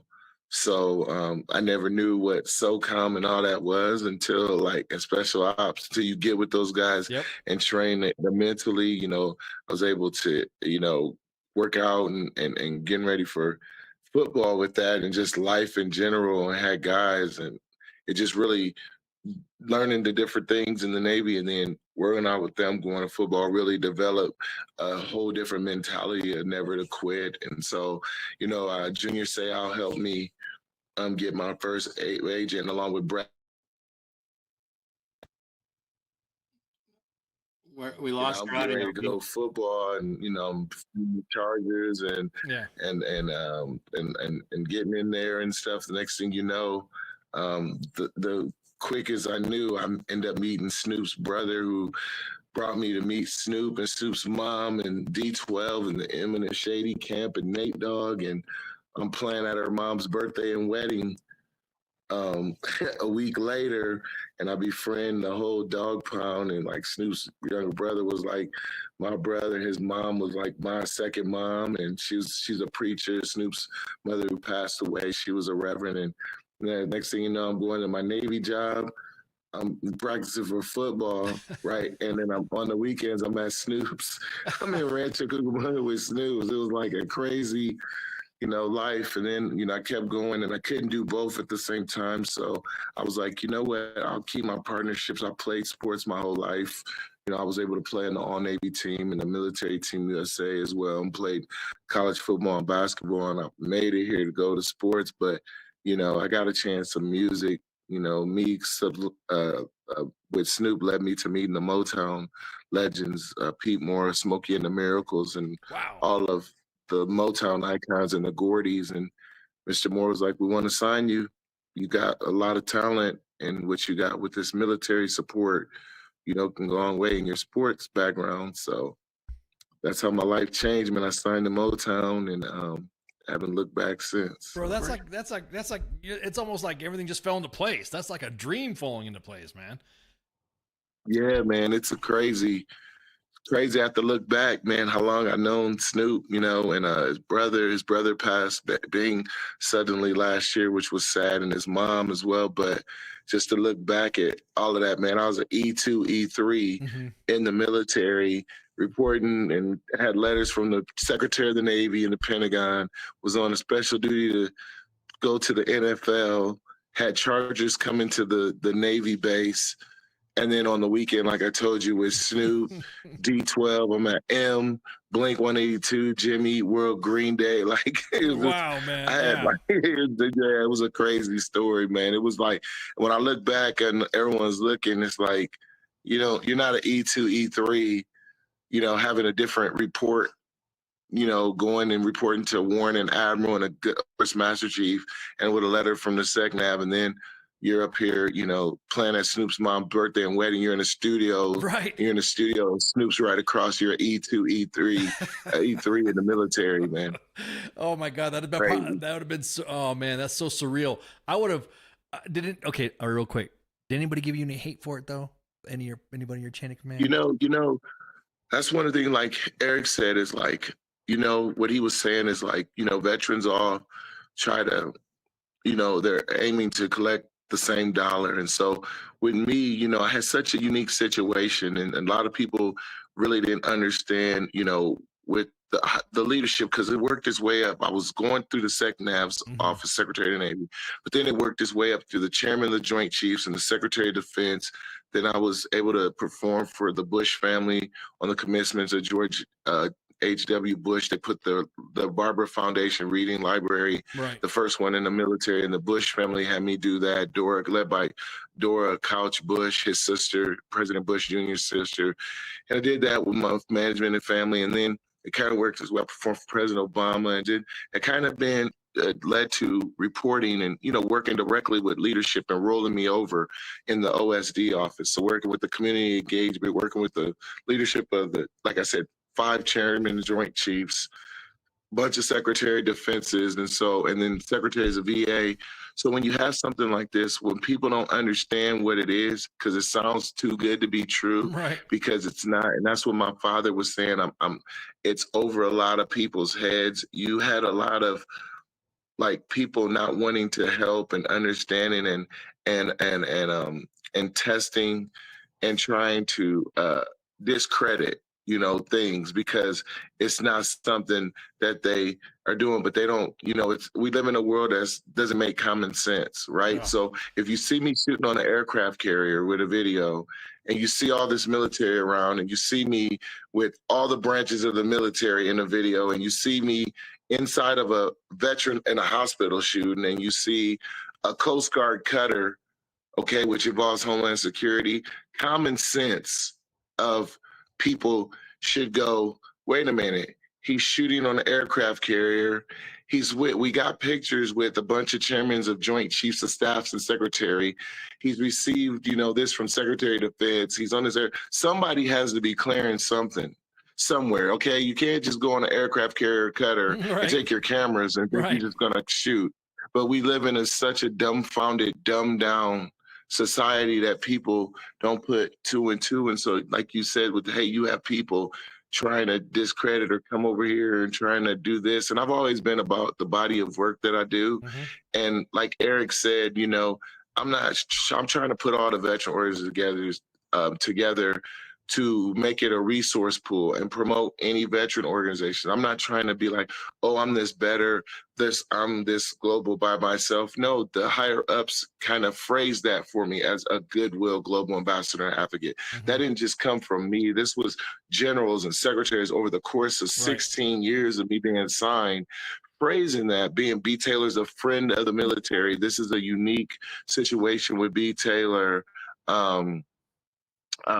This is B. Taylor's a unique situation. He's a unicorn story. This is what it is. And so, you do get that hate, but what happened is the doors started to open up. The legends told me to stay the course. And my father, the legends, they've been there. Mr. Moore, Claudette, the first lady of Motown, they said, when the magic of Motown mixes with your support from the military and the leadership, mixes all of that together with your talent and everything, everyone's going to want to be a part. You're going to get things iconically happen left and right because it's going to outweigh. You just got to stay the course. It's going to kick in. The military and the VA support at the leadership is going to kick in with your talent. It's going to kick in with that Motown magic. Everybody we've discovered has went on to do iconic stuff. When you look through the Motown regime, and a lot of people of today don't understand the history of music, even artists and younger people. Motown is the history of music. When you go through the Motown lineage, you got Michael Jackson, Janet, the Jacksons, Stevie Wonder, Aretha Franklin, you keep going, Earth, Wind and Fire, Marvin Gaye, Diana Ross, Lionel Richie. Like, I'm part of a lineage that everybody is in the Rock and Roll Hall of Fame and has done something. So, that way I just kept the course, man, and said, it's going to be what it is, and I'm not going to be part of that. I'm going to use my platform, and if you don't like it, tough, only God can remove me from it. And so I kept growing up the ladder. When people were trying to get in the way to stop my management or try to discredit, I just kept going up the ladder and stayed who I was, making records and working with everybody in music. And now that's the biggest thing with me. Everybody in entertainment that supports me, they like, man, when you talk to them, if you bring my name up to any celebrity or athlete, you'd be like, oh, man, that's B. Taylor. Yeah, man, we're going to go with him, man. He supports the troops, man. When you get with him, it's never been anything where it's like, oh, man, we don't deal with him. He don't. It's like I stay true to my brand, and that's what I'm glad I was able to do. So. Have you played at the Apollo yet? Then have you played at the Apollo? No, that was, hey man, that was one of the big thing. The legends had told me the story. They played at the Apollo, man. They were like kids, and they didn't have their Barry Gordy sent Smokey and the Miracles up there. They told me the story. He sent them up to the Apollo. They was like kids, and the guy comes on the phone. He goes, Barry, you didn't send me these dang kids. They don't got no music charts. And then they said, all of a sudden, the guy come walking in. He was like, hey, calm down. What's going on, baby? What's going on? He's like, Barry Gordy didn't send me these kids from Detroit up here to perform tonight. They don't have any music charts. He goes, no. I got the kids. I got them. Let me come. And they said, oh, Smokey said, hey, what's your name? He said, I'm Ray Charles. Go sit down. So Ray Charles he said, Smokey and Miracle, he said, start singing. So they started singing, man. And Ray said, okay, I got it. He said, horns do this, ba-da-da-da-da, strings do this, da-da-da-da-da-da. I'm going to play the piano, drummer do this, ba-da-da-da-da. He arranged their songs within 20 minutes, and they performed that night. And Ray Charles' band played, and that was the original. That's what they used for their arrangements when their album came out. Ray Charles he performed as if it was his song. He put the arrangement in 15 minutes at the Apollo when Smokey and the Miracles performed as kids there. Mm-hmm. That's how brilliant Ray Charles was. I mean, come on. Who did not watch Showtime at the Apollo? Showtime at the Apollo. I know it, right? I was growing up watching that stuff too. A lot of up and coming artists came up. I mean, even some comedians. Some of them would either get booed or some of them would get would get a standing ovation. So a lot of big names that I remember growing up, like you said, Smokey Robinson, Ray Charles. Even the newer, like Living Color. I saw Living Color back in 1989 on that, and I'm like, I mean, it was on TV, but still, it was Living Color singing "Cult of Personality," and I was like, who are these dudes? I mean, if you didn't watch Showtime at the Apollo, anyways, it was almost like it came after certain times in the night, but I was supposed to be up that night watching movies, watching that stuff anyways. But I'd go down, sneak and watch TV, and Showtime at the Apollo came out. That's where you got all your music. That's where you knew all the cuts for cruising that you went on when you were growing up. That's where you'd hear all the tunes of someone coming up, and then that's where like I said, you need to get up on there, man. Right. Oh man. But So the conversation I'm sorry we went off completely, but hey, nothing wrong with that. So Eric is like, am I going to get a chance to talk? No. I have nothing but love and respect for B, and I could listen to him all day long. Yeah, this is. Me too. Same, Eric. Yeah. So this track that you released that came out, what made you? What brought you together to do this, to do the song? And so so I I wrote it early, but the pandemic was right before the pandemic, I was guest of the Secretary of Defense office and the public affairs. I was meeting with the public affairs. So I had played that record. I played it and they were like, oh, this would be great.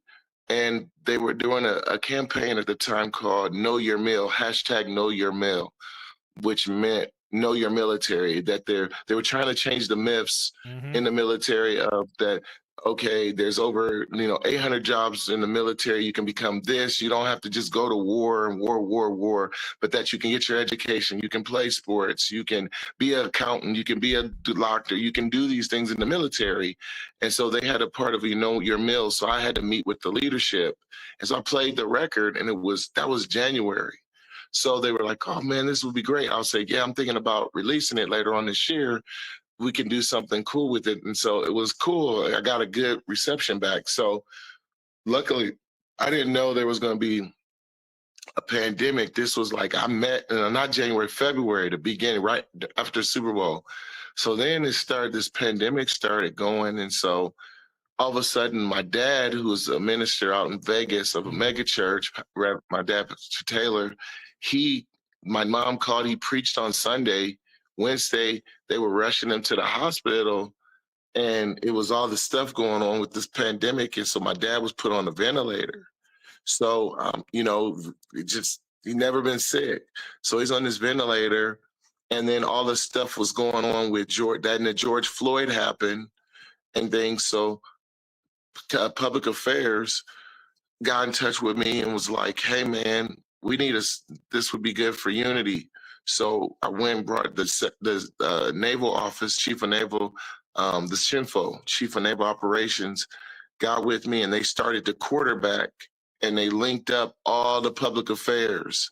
The Admiral, SHINFO linked up all public affairs of every branch, including the Homeland Security. So it was the Air Force public affairs, the Army public affairs, the Navy, Marine Corps, and then the Homeland Security, the Coast Guard public affairs. Was like, here's this song, let's clear them to do this video. So the treatment of the video was put together.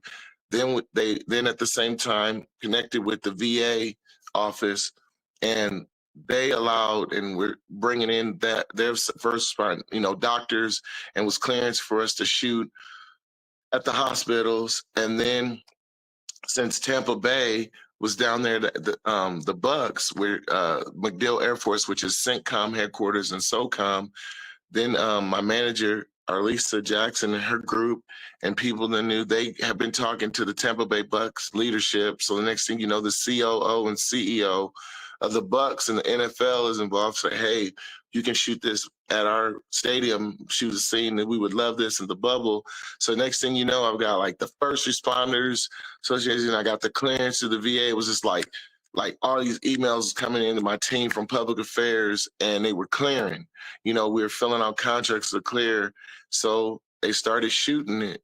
3 months I'm shooting this during the pandemic when my dad was into ICU fighting for his life. Then my mom got sick with COVID, and we couldn't see her. So I'm filming, because I knew I had to push through and, just trying to, be a positive light. So we got all the clearance. We're filming. I filmed in NATTC, the Naval Aviation headquarters, where I was stationed down that field at Army with the Marines and the Navy. They opened up the Naval Aviation Station. Everything was closed down, but they opened up the Naval Aviation Museum. We're filming in the museum. Then we went down to the Gulf, got on the cutter. We're filming in the middle of the cutter, Coast Guard cutter. And then the Blue Angels authorized. The Blue Angels, they flew for like 3 or 4. So in my video, that's live footage of them flying. They flew for 2 or 3 hours. So we got the clearance for the Blue Angels. They were going to be doing that.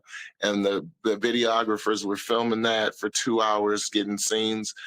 We've got that. And then I went down to MacDill, filmed down in Tampa Bay, down there. And then, Jay Michael was part of the video at the beginning. He was like, man, I'm a country singer, and, I've been with Jason Aldean. He's like, who are you, dude? How are we filming all this? Like, everything shut down. He was talking. He was like, man, B's got me. He was calling back to people. He's like, I'm on a cutter, Coast Guard cutter. He's got me, and we're in this museum, the Naval Aviation Museum, with all these planes. Nobody's at work. It's special open. He's like, it's us and some troops and the public affairs director and the camera crew. And they opened up the air. So he started going like, who in the heck are you, dude? How are you getting all this? And so I filmed that. We got it done. Then we went to Tampa. We filmed in Tampa Bay at the Bucks Stadium, Raymond Jones Stadium. And we filmed at the Bucks. We were on their practice facility as well. We filmed at their practice facility. So someone that knew us wanted to put us together. And so I had saw him on America's Got Talent. And so they knew J. Michael Harder from being in country music down in Nashville. So Chapel Hart was like, yeah, man, we want to work with you, B. So I put them on the record. Then I kind of took the song a little bit on a tour. I was like, you know what, we're going to try this and tour. I'm going to join their tour for like 20 dates. And I'm going to bring troops and vets and first responders through my team in that city. They're going to have them come with me and be guests, and I'm gonna bring them on the stage, and we're gonna perform this song like this. Before I perform, I'm gonna introduce the active duty, the first responders in that city. Man, it was crazy, man, because nobody does that on the tour, and we performed it. That's how I knew. I was like, okay, this is gonna stick. So I was like, okay, I'm gonna wait to put this out, and then I waited, and then got ready to put it out this year, and then was getting ready to put it out. I met Eric at the same time, and I was like, man, this is great with, 22 Salute fits this. It's the timing to put this out, put out the country pop version, put all of this. So I've added Eric, Mom's at narrating at the beginning, and then Adriana Gray, who is a host on TV, some talk shows and stuff, as a guest appearances and stuff. And so just put it all, that's how I put it together, man. It was like a just huge shoot, because everybody his age was dying, and they was gonna pull it off. They didn't know if his lungs was gonna swell up, and Pops pulled it off. And I was, and that attributes to the military, of how we have to compartmentalize and still get from family and still do what you have to do and lean on God, you know. And I was able to shoot this, you know, who could shoot a video of this magnitude and get clearance when you got something going on in the world that has never been done? You don't know what's going on with your dad. He's never been sick. And all of a sudden you can't see him and he's in ICU, and then your mom is shut down.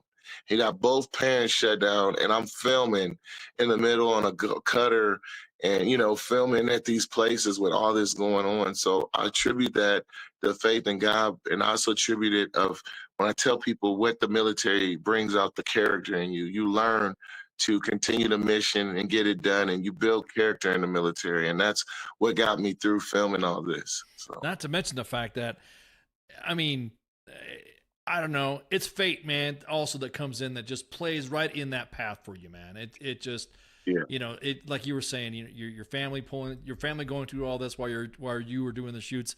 I mean, I put a still screen up there and you could see it of you just standing on that cutter like that, and dude, it just looks like you're looking out, projecting, hey man, the future's looking great. You know what I mean? It's got that look. You know what I mean? It's got that, hey man, you know, you're projecting.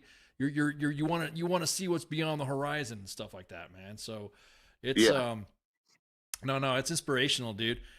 Sorry, Eric. Thank you, man. Who are you again? I forgot, Eric. Who you? I'm sorry. No, that's the man. Eric's the man.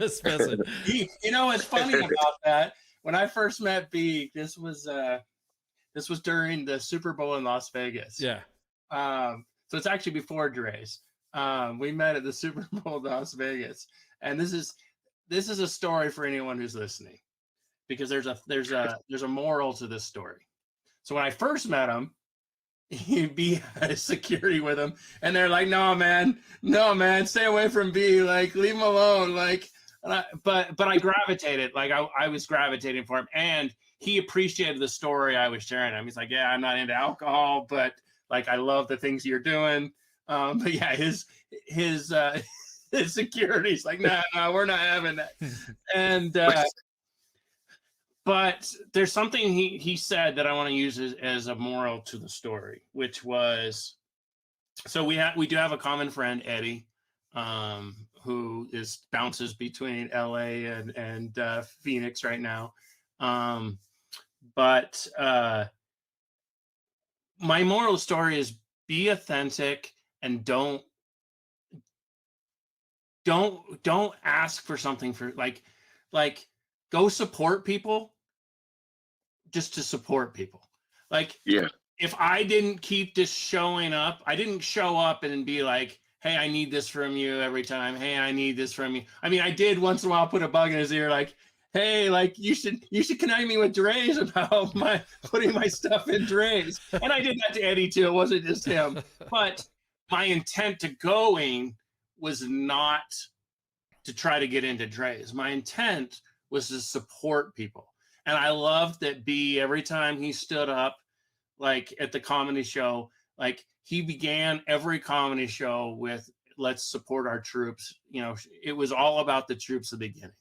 And it was awkward. I'll be honest. Like, I love Eddie and I love the people he books, but I was like my wife and I were like the only white people that were showing up to these comedy shows. And the comedy shows were like totally dissing on white people like crazy. I'm the only white people, you know, me and my wife. I come from a blended family. I know what you mean. I'm the only white looking. Me and my mom are the only white looking white people in the family. Everyone else, like I said, we're so blended on different races, black, you know, brown, and all that. So I get it, man. I get it. I get clowned for my own family. Work on some of these comedy shows, but anyways, it didn't stop me. Like, just kept going. I'm gonna go support whether it's awkward or not. I'm gonna keep going. I'm gonna keep supporting. I don't expect anything in return. And if that authenticity had not been there, and B did not recognized that authenticity, he wouldn't have reached out and said, "Hey, man, I really see something different. Like, I'd love to find ways for us to work together." No, Eric's a beast, man. I tell you this, Eric's and Marine, their whole team, Maurice, the whole group over there, man. And, you know, I told Eric, man, just keep plucking through the wall, you know, like he's got a great product. The product over there and the mission and the statement with 22 Salute, 22 veterans, you know, that commit suicide, that what he's doing and how he is, it's a great thing, you know, and that's what you want to align with when you work with people, especially in the thing being in entertainment and being, you know, I get a whole bunch of stuff at me all the time, you know, with different stuff and different things, man. And they, you know, and so I have to like be careful and choose. And I always try to choose, you know, is it in line with supporting our troops, our vets, and our first responders and their families? And I've made it my life's work that if they can't do that with any company that I'm dealing with, can't do those things, then I don't align with it. Mm-hmm. You know, I stay true to what my dad said. You don't have to align. All money and all partnerships are not good. So if they can't be in that, it's okay. I walk away from it. I'm not the fit for you, because without that demographics of people who serve, there's nothing there's no freedom. And that's just the bottom line. It's no sugarcoating in the middle. Without people that wearing the uniform, men and women wearing the uniform and their families making sacrifices every single day, 24/7, 365, there is nothing we can do for free to enjoy sports, music, just walking outside your house to the mailbox, you know what I'm saying? Like, those things are provided for a group of less than 1% that have worn and will wear that uniform. So for me, if you're not aligned with that, then I don't really touch it, because I'm not going to sit here and tell you what you already know that you should be supporting. I'm not going to, you should know that automatically. So so Eric, you know, he really supports, you know, what we're doing, and it's a great product, man. Everybody loves everything, the coffee, the bourbon, everybody loves it. They open it up, everyone. I got to tell this story. So Flow Ride, this was talk to me. Zach is my big brother, Big Zach. Big Zach, I got him some stuff, right? Eric, I gave him some 22 Salute. Because he had already had some other stuff, and I gave him the coffee. He was like, man, I want that coffee. So he goes down, he tells me this sweet video. I said, man, what you think? He's like, hey, dude, I had my girl's dad, and they came over, and you know, he's coffee drinker. They all coffee drinkers. So they came over. I give him some of that 20. They're like, who's that? He's like, man, that's my brother from Mizzou that played football with me, and he's part of our camp, B. Taylor. That's his coffee, because Eric had me on the face of it. He said, okay. So they fixed the coffee for everyone. Why, 48 hours later, they come back and they didn't even say, they're like, hey, man, that coffee. We lost some more of that stuff and woke me up. we lost the best part of the story. I said, so they came over. I'm sorry. They came over 48 hours later. They were like, Zach, man, that coffee, dude, that stuff's good. It woke me up. Where's it at? You got some more of it? It was like everybody came back asking for the coffee. And then so Z was like, hey, he started drinking. He's like, man, I don't drink coffee, but this stuff. So it's like the product, man, it speaks for itself. It's from everybody like that. It speaks for itself. Well, and I'm going to put this challenge out to, I'm putting all other spirits companies on notice. Like, there's our suicide crisis line on our box. I challenge every other alcohol company to follow us. It doesn't have to be exclusive to me. Right. Follow me. Don't put drink responsibly on the bottle. Like, actually care about people's lives. Like, that's what I'm about. And, you know, kind of like we're coming from Black Rifle, same with alcohol. That's like, all right. That's like the third dig now. He's frozen. Hey, B, you're frozen, man. You good? that coffee got to him. I'm about to say that coffee's got him so wired it stopped. That coffee got him so worked up. Oh, there we go. There we go. There we go. There we go. The That's coffee. That's because everyone's like watching him, going, "Hey, man, are you on this podcast? Is that you?" You know. Yeah, yeah. You know what? It's people. That's what's going on. It's people just calling in, like for real, like texting stuff, and it's freezing me up. I'm like, stop. I got an interview, man. Oh man, yeah. Everyone's saying that about Jason Aldean. He's awesome to work with. I work with a few of his shows and events. Great human. That's Holly in the chats. Yeah, this is So real quick, let's cover the spirit stuff right here. You deliver? It delivers? You deliver the stuff? This stuff? We deliver direct to door to 47 states. Oh man. So it's. Yeah, I'll talk about what's unique about each of our products in a very fast way. All right. So we started with vodka. So all of our products are 1 liter bottles. Mm-hmm. So there's an average, according to the Department of Defense, right, of 22 suicides every day in the military community. Mm-hmm. Even though I know it's higher than that, right, we'll use their number. So it's a 1 liter bottle because there's 22 1.5 ounce shots in a 1 liter bottle. All other vodka is filtered an average of 1 to 3 times. People will say they distill it X amount of times, but distilling does nothing for the quality of the product. Mm-hmm. Only filtering does. We filter ours over 22 times to honor the lives we lost that day. It actually takes me 2 extra days of filtering, so it's costing me money to do that. But it matters to me. And then we trademark salute shots because the number one way to save a life is community. Like, reach out to people. Mm-hmm. People suffer in silence. And so in the back, it says, gather 22 friends and family and do a salute shot together, because we don't want people drinking alone. We want people to build community, reach out to people, because that's how you're going to save a life. And so that's what's unique about our vodka. Our bourbon, it's the only fig vanilla bourbon made in the world. Nobody else makes one. Both of those products are double gold winning. We've won the top awards you can win in the spirits industry. Again, it's a 1 liter bottle. And then our coffee is all high altitude specialty coffee. So things that make coffee premium is, 1, the altitude they're grown at. Our coffee is grown at between 1,500 and 3,000 meters. Now everybody has to go do the math of meters to feet, but it's up there. 15, yeah. Utah, where I'm at, is almost 5,000 feet, which is around 1,500 meters. So, and that's in the valley. I mean, it's higher if you go higher up in the mountains of Utah, but so it's high altitude. And then they do what's called, they have what's called cupping scores. And this is getting more into coffee than most people care to know about, but I'm going to go ahead and share it. So they get a room full of people who literally sit and taste coffee all day long, and they taste it, they smell it, they look at the texture, like there's all kinds of things and then they score it. And to hit specialty, you have to be 80 and above, and most grocery stores coffee is not a specialty. Mm-hmm. And your Starbucks and all that is not specialty coffee. All of our coffee is between 85 to 87 for a cupping score, which puts it in the top 1 to 2% of coffee beans anywhere in the world.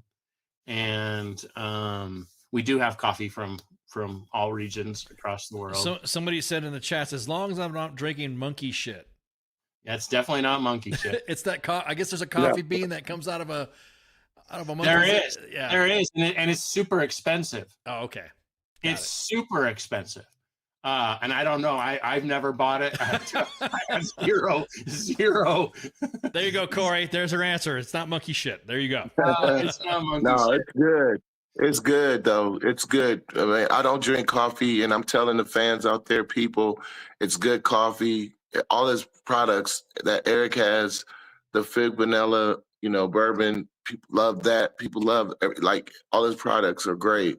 And I drink it in the different flavors. It's really, really good, man. And I got to add to this to Eric, because we're gonna make the announcement. You know, I gotta say it because it's gonna officially happen. We're just working on the back end of it, but it's already. Yep, it's all because I talked to Daleka last night and Mandela about it, and Eric. When they get it, when they allow me to send it, I was able to send what they already have created, the front of the coffee. They already had the creation of it. And so I'm announcing it on here that 22 Salute, we are working and we're finishing up the back end paperwork, but it's official. It's going to come through 22 Salute, the Nelson Mandela coffee line, with my partnership with Daleka Mandela, his eldest granddaughter, and the foundation. I'm the co-founder of the Nelson Mandela Roli Shasha Mandela first signature electric vehicle car with Daleka Mandela and the Mandela Foundation. And so we created that, and every car is going to have his signature. These are super luxury cars that's going to have his signature, and and the proceeds, a lot of proceeds we're doing are going toward the Mandela Foundation, the Talimbe Foundation, which was Daleka's dad, who was Nelson's eldest son, who passed away who were killed when he was in prison. But it's the global initiative on education. So I'm gonna create opportunities for military and vets and education. And so I talked to, in Africa, Ghana, that's where, the coffee is. And so I talked to Daleka. And so the cover, Eric hasn't seen it, but he will. The cover has this decorative, awesome built-in picture of Daleka and Mr. Mandela. It's crazy, man. And so it's going to be that coffee line coming through 22 Salutes. They're finishing all up. So not only are you going to get 22 Salutes coffee, but you're going to get one of the most prominent figures next to Mother Teresa, who is beloved worldwide, of a presidential figure, to have a coffee line to come through the 22 Salute with my partnership with the Nelson Mandela family, Daleka, and the foundation. So it's been authorized. They've already done it, Eric. We don't even have to. All we're gonna have to do is add the 22 Salute signature. It's already there. I saw the picture from video, and it's, bro, I'm telling you right now, the flavor, that's it. And they gave me some ideas, Eric, with some flavor. But yeah, man. So I'm making it through. 22 Salutes will be the official one to carry Mr. Mandela and Daleka Mandela's coffee. Eric, you guys just got breaking news. I was about to say, I haven't been telling anybody. Like, I know you're working on this. I was watching your face, Eric, and you're like, but are you? Well, only because there's some other things that have been going on in WhatsApp, on some conversations, on some other things that I'm like, are we really gonna? Yeah, no, I'm clear. She's a part. It's part. I want to make it. I've talked to Daleka. Daleka's like my big sister in the foundation, and I wouldn't say we're just working out the details, but but Daleka wants to bring it to you. People don't know this, but Mr. Mandela was trained by the Ethiopian military, the emperor of the Ethiopian military. So he was a veteran, so he had a love for veterans and military. He would drink coffee every morning with 2 teaspoons of honey from Daleka. This is what he did his whole life, even with her being the eldest granddaughter and his caretaker for the last 12, 14 years of his life. He would drink coffee and 2 teaspoons of honey with his coffee. So, like she told me yesterday, everything was good. She's excited. She's just working on the stuff with my management to work with 22 Salute. But they has said, she trusts in me, with 22 Salute. And I said, Daleka, this is for the fun. I told him all, I said, this is the way to go. And so it will be coming. And Eric won't have to we won't have to do too much, but how about taking that to distribution? We have Nelson Mandela here today. so since he's gonna break news, I'll follow suit. These are shipping to be. I need to put a label on them, which is why they haven't shipped yet. I'm making a label right now with B on them. So we have 4 spices, barbecue seasoning for all your barbecue fans out there. 22 Salute / B Taylor barbecue seasonings coming. Oh my God, B Taylor's Yeah, got a man. barbecue rub, man. Yeah, man. Hey, it's gonna be all. You know, Eric, they got the coffee and the barbecue. I love that. My dad, man, my uncle, my daddy, he can't wait, man. My friend, everybody barbecues, man. So it's like, you know, Eric, it's so cool, man. I'm telling you guys, be paying attention to 22 Salutes. I'm telling them, like, I'm telling you guys, we're coming, support it. It supports the military vet. This guy that's the CEO of this, I'm telling you, I've been around, I've been in entertainment, I've been with the highest of the highest, 5 presidents, different people, all the time in front of people. Eric and Marine, the leadership of this, along with that Navy veteran female-owned distiller, that's number 5 in the country, okay, out of 3,700 distills. This is what I do. These are good people, and we need to support good people, you know, faith-based, that have values and morals, that are they treat everybody. Eric and Marine treat everybody the same. They treat people, this is not a guy coming in like a tyrant. He's sharing his stuff. You know, he's coming in, and 22 Salute's gonna be a force. Like I'm telling you, they're gonna be a force to reckon with. Like, you might not think so, but they're going to be a force to reckon with. So you heard it from me, and I've had hit records, and I've been around a lot of stuff in the beginning that all goes from this, when you created, to this, including my life, from this to this. And Eric and Marine are on the path. And the thing about it is their love for our heroes and the way their heart is. When the leadership heart is in the right way, that's when good things happen and God blesses it. It starts with the leadership of any product, right? Or anything. The leadership of Eric and Maureen, the heart is in the right place. That's why I brought this to Daleka, because the Mandela Foundation is about the heart. Mr. Mandela was about where your heart, he was the father of collaboration. I learned this from Daleka, learning the history when she came over and met my parents, because I told her she could have chose anybody for the car, for these things. She said, no, B, your service to your country, your love for passion of Samaritan work and helping. That's what my grandfather was. He was he believed if a child or anybody had a great health and education, they could be productive human beings in the world. So, you know, it starts with those things. And I wouldn't have never brought something up. You talking about Nelson Mandela. There's no other president on this planet, okay, or figure like that on a beverage brand or coffee. I want you to think about that. Who do you know out of all the world leaders that is sitting on a commodity like that? There's no one that's beloved by the entire world. People, when you say Nelson Mandela, because I've experienced it doing the stuff, man, he hits everybody.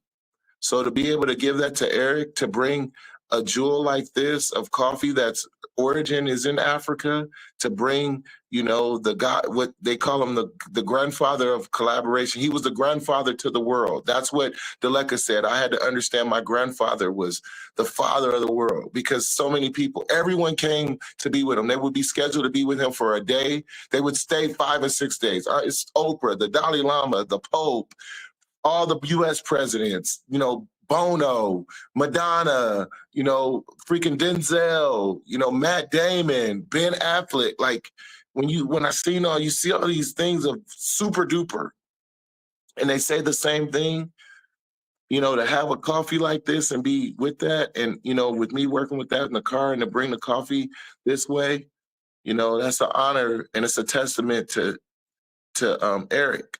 Because I wouldn't have brought it and even opened up my mouth about something like this. But it's a testament to Eric. Wow. And Eric did their good leadership. So. Thank you. And when you buy a car, you'll get coffee with it. Yeah, that's for sure. That's for sure. Oh man, B. Taylor, Eric Ranks, thank you guys for hanging out with us, man. This was a good chat, good talk. 22 Salute. We're gonna drop the comments. We're going to drop the links in the comments, and then you guys make sure. Guys, thank you guys so much again for hanging out. This has been a good talk. I appreciate it. Thank you, guys. Yeah. Thank you for having me. For podcast bombing you earlier. No, it's okay. Hang out for a sec. I'm going to go put everybody on break, and then we'll be right back. So stay connected. Stand by. All right, we're going to take a break right quick, and we'll be right back. Stand by. Shouts.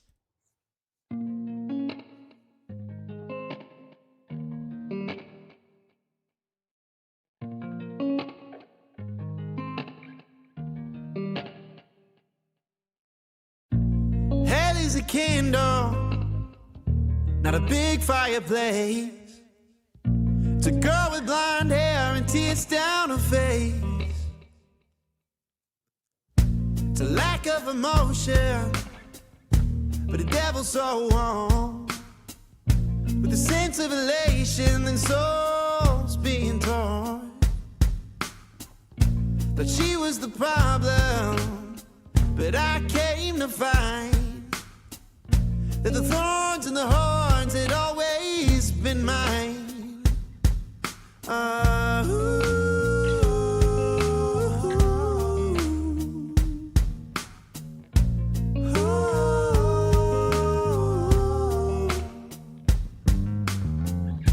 The devil in you and the devil in me are just part of the problem, as problems tend to be. You don't need to explain, we can both feel the pain. It's alright to lose faith, just don't lose this embrace, this devil in me. This devil in me.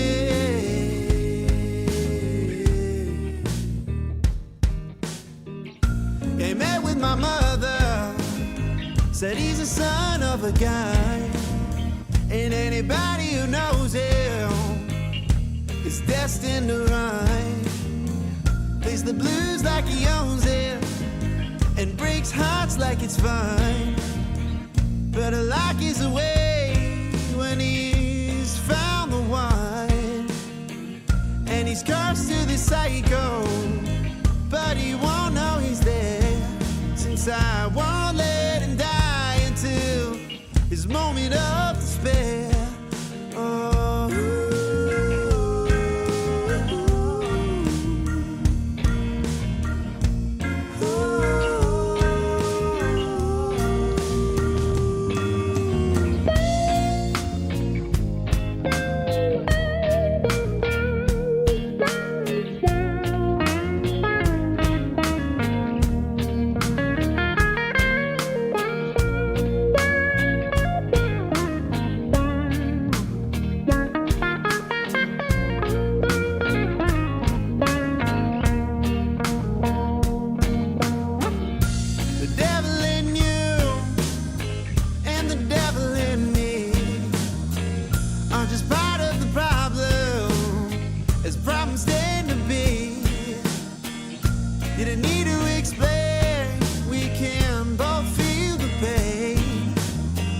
It's alright to lose faith, just don't lose this embrace, this devil in me. This devil in me.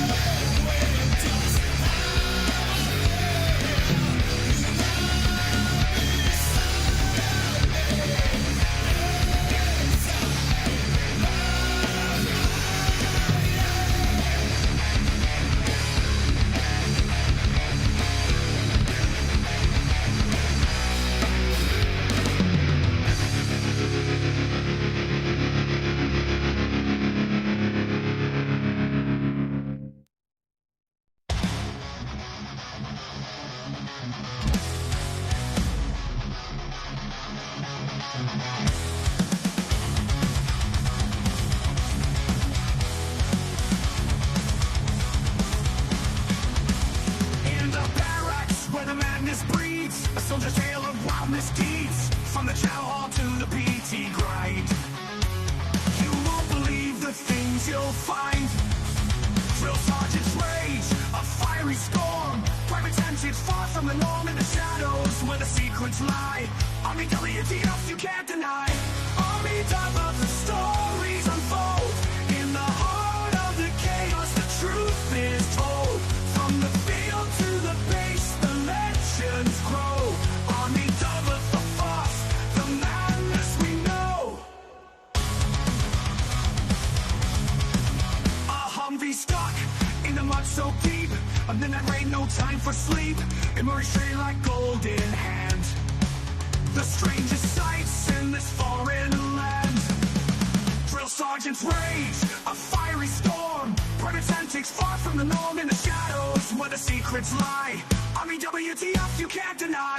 Army top of the stories unfold. In the heart of the chaos the truth is told. From the field to the base the legends grow. Army double the force, the madness we know.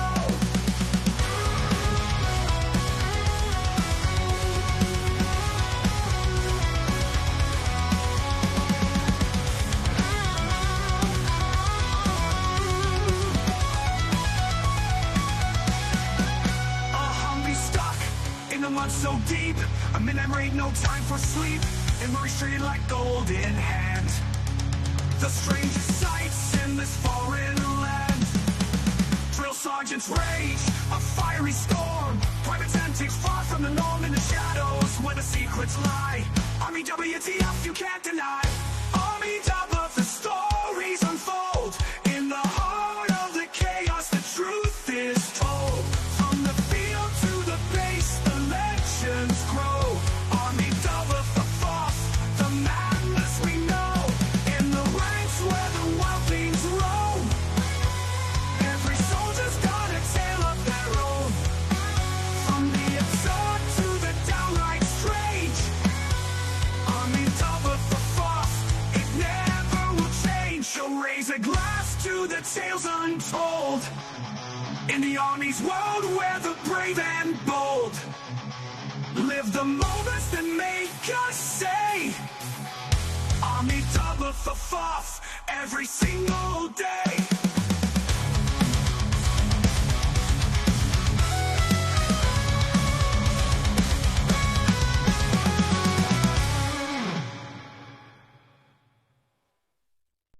I am here determined to stop this future atrocity. This station is now the ultimate power in the universe.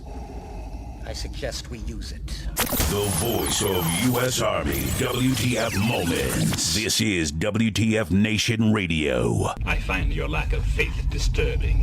Everything stated on WTF Nation Radio is to be considered the opinion of the person that stated it, and not an official representation of WTF Nation Radio or U.S. Army WTF Moments. Price does not include tax, title, or license. Some assembly required. Each item sold separately. Batteries not included. Objects in mirror are closer than they appear. If conditions persist, contact a physician. Individual results may vary. Keep out of the reach of children. Avoid prolonged exposure to direct sunlight. Keep in a cool, dark place. And please enjoy the show. Shots.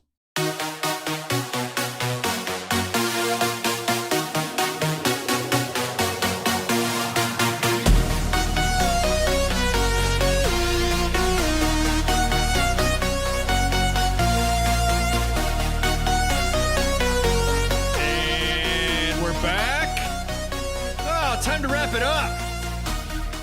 Man, Eric, B. Taylor, man, I could talk to those dudes for hours. I had to like say, hey guys, I gotta go. I gotta close it up because we were going back and forth. Thank you guys. Of course, 22 Salute, B. Taylor, Eric Ranks. Man, this is I'm excited. They broke some news about what they got ahead. Pretty excited to see they got. Make sure you check out the links that we dropped in the chats. Also posted underneath the stream on X, or formerly known as Twitter. Can we just stop saying formerly known as Twitter now? If you don't know already, it's Twitter. That was Twitter at the time of Excellence. Now it's X. So anyways, what was I going to say? Again, Eric, I kind of I thought that was kind of funny how he just jumped right in and right during the show in the beginning and decided to, I don't know, to ask if he wants to have like a podcast. No, just kidding. If he wants to join us on other conversations. Anyways, so again, so thanks again to 22 Salute, Eric Ranks, and their I said global brand ambassadors, what I think he is, B. Taylor, recording artist. Man, I didn't realize he was so deep in all the knowledge and all the connections that he had. So that's what I'm talking about. So let's do some housekeeping. Break some lemon pledge. And so this Monday edition, of course, Tuesday's Pop Culture War with Michael Carrasquillo, also known as CQ, the Pop Culture, with his angry staff of Mad Mike and Angry Elf. Smoke Pit and Sports Bar are going to be going through some changes of show rearrangements. FTX as well, possibly. Weekend Co-ops is on Saturday, of course. So again, the only fluid shows would be Sports Bar, Smoke Pit, FTX. I think FTX is still going to play on Fridays, but and Weekend Co-ops, they still have their bye week and all that. But yeah, so Mondays, Tuesdays, and Thursdays are the solid locked in shows. Look for more stuff coming out. We have more stuff coming out at U.S. Army WTF Moments and WTF Nation Radio, and doing some collaborative ventures, media ventures with other entertainers, other outlets. And so that's all going to go to the all the exclusive stuff is going to go on our YouTube page. Hit the thumbs up and subscribe, as my youngest would say. And so you don't forget to also hit up Hots and Cots, the collaborative app that we have on. They're on all platforms too. They're on X. Just download the app and be able to upload all your Hots and Cots. Let's see. Anything else? Did I miss anything? We got housekeeping. Do I have any guests? Do we have any guests right now? We're still working on the guests. No. I don't see anything guests coming up. So right now we're waiting on a tentative big guest. And once their front desk gets back with us, then we can announce who that guest is. Big. I want to say big name. You want to say big dollar? He's not really a big dollar, but he's a big name guest. And so when he comes on, or when he's scheduled, we'll be able to do the announcements with that, and of course with the appropriate promos.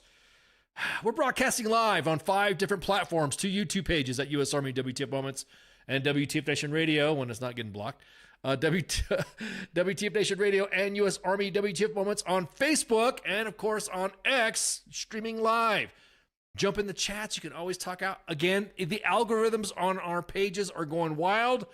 Facebook has needlessly, we think, because we've been disputing it, removing some fan comments and removing it, just saying that it's violating community standards, and the same thing with some of our streams. Some of the content that you see going up, somebody mass purports it, it gets pulled down. We got nothing to do. Hey, that's the content that we post up. We rarely take anything down. So with that, I think that's it. I think that covers it all. So again, shout out to B. Taylor and Eric Ranks, 22 Salute, Veteran Made Spirits and Coffee, with awareness to the 22 a day epidemic. Or I'd say I'm with Eric. I think there's more. So y'all have a good night, and shots. Yeah. Hey, this is SEAC retired John Wayne Troxel. You're listening to WTF Nation Radio, the station of choice for all of the badass MFers on the planet. The voice of U.S. Army, WTF Moments. This is WTF Nation Radio.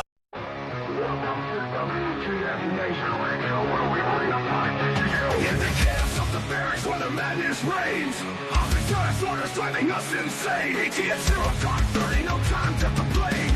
Push-ups in the mud, feel the muscle strain. Army life is a wild ride. WTF moments can't hide. Through the fire we survive. In the ranks we thrive. It's WTF moments in the Army's grind. Through the blood and sweat we find our kind. In the chaos and the fire we stand aligned. Warriors forged in the battle's bind. Hilltops in the desert, sandstorms in our eyes. Memory for breakfast, no room for lies. Rocket marches through the night under starless skies. Brothers and sisters, we rise. Army life is a wild ride. WTF moments can't hide. Through the fire we survive. In the ranks we thrive.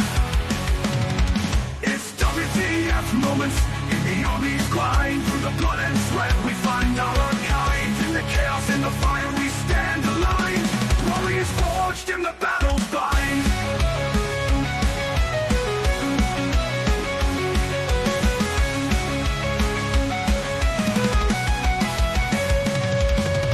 Drill Sergeant fury echoing in the air. Discipline and duty we all must bear. Battle bodies by our side in the fight we share. In the face of danger we dare.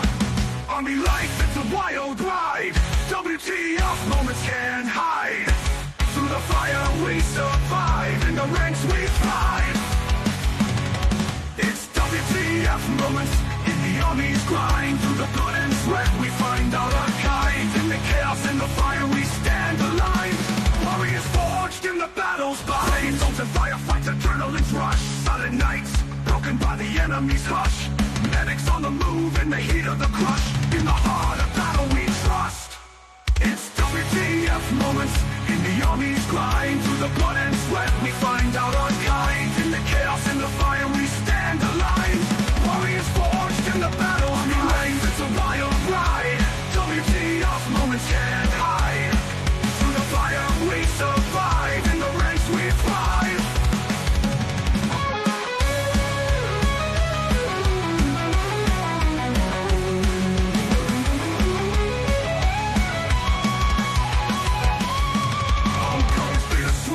Memories in our mind. Brothers lost but never left behind. Army WTF moments in the stories we find. In the Army's embrace, we're forever entwined. It's WTF moments in the Army's grind. Through the blood and sweat we find our kind. In the chaos and the fire we stand aligned. Warriors forged in the battle's bind. Through the smoke and the flames we rise again. In the heart of the storm we find our zen. Battle buddies by our side, our men. In the Army's legacy we transcend.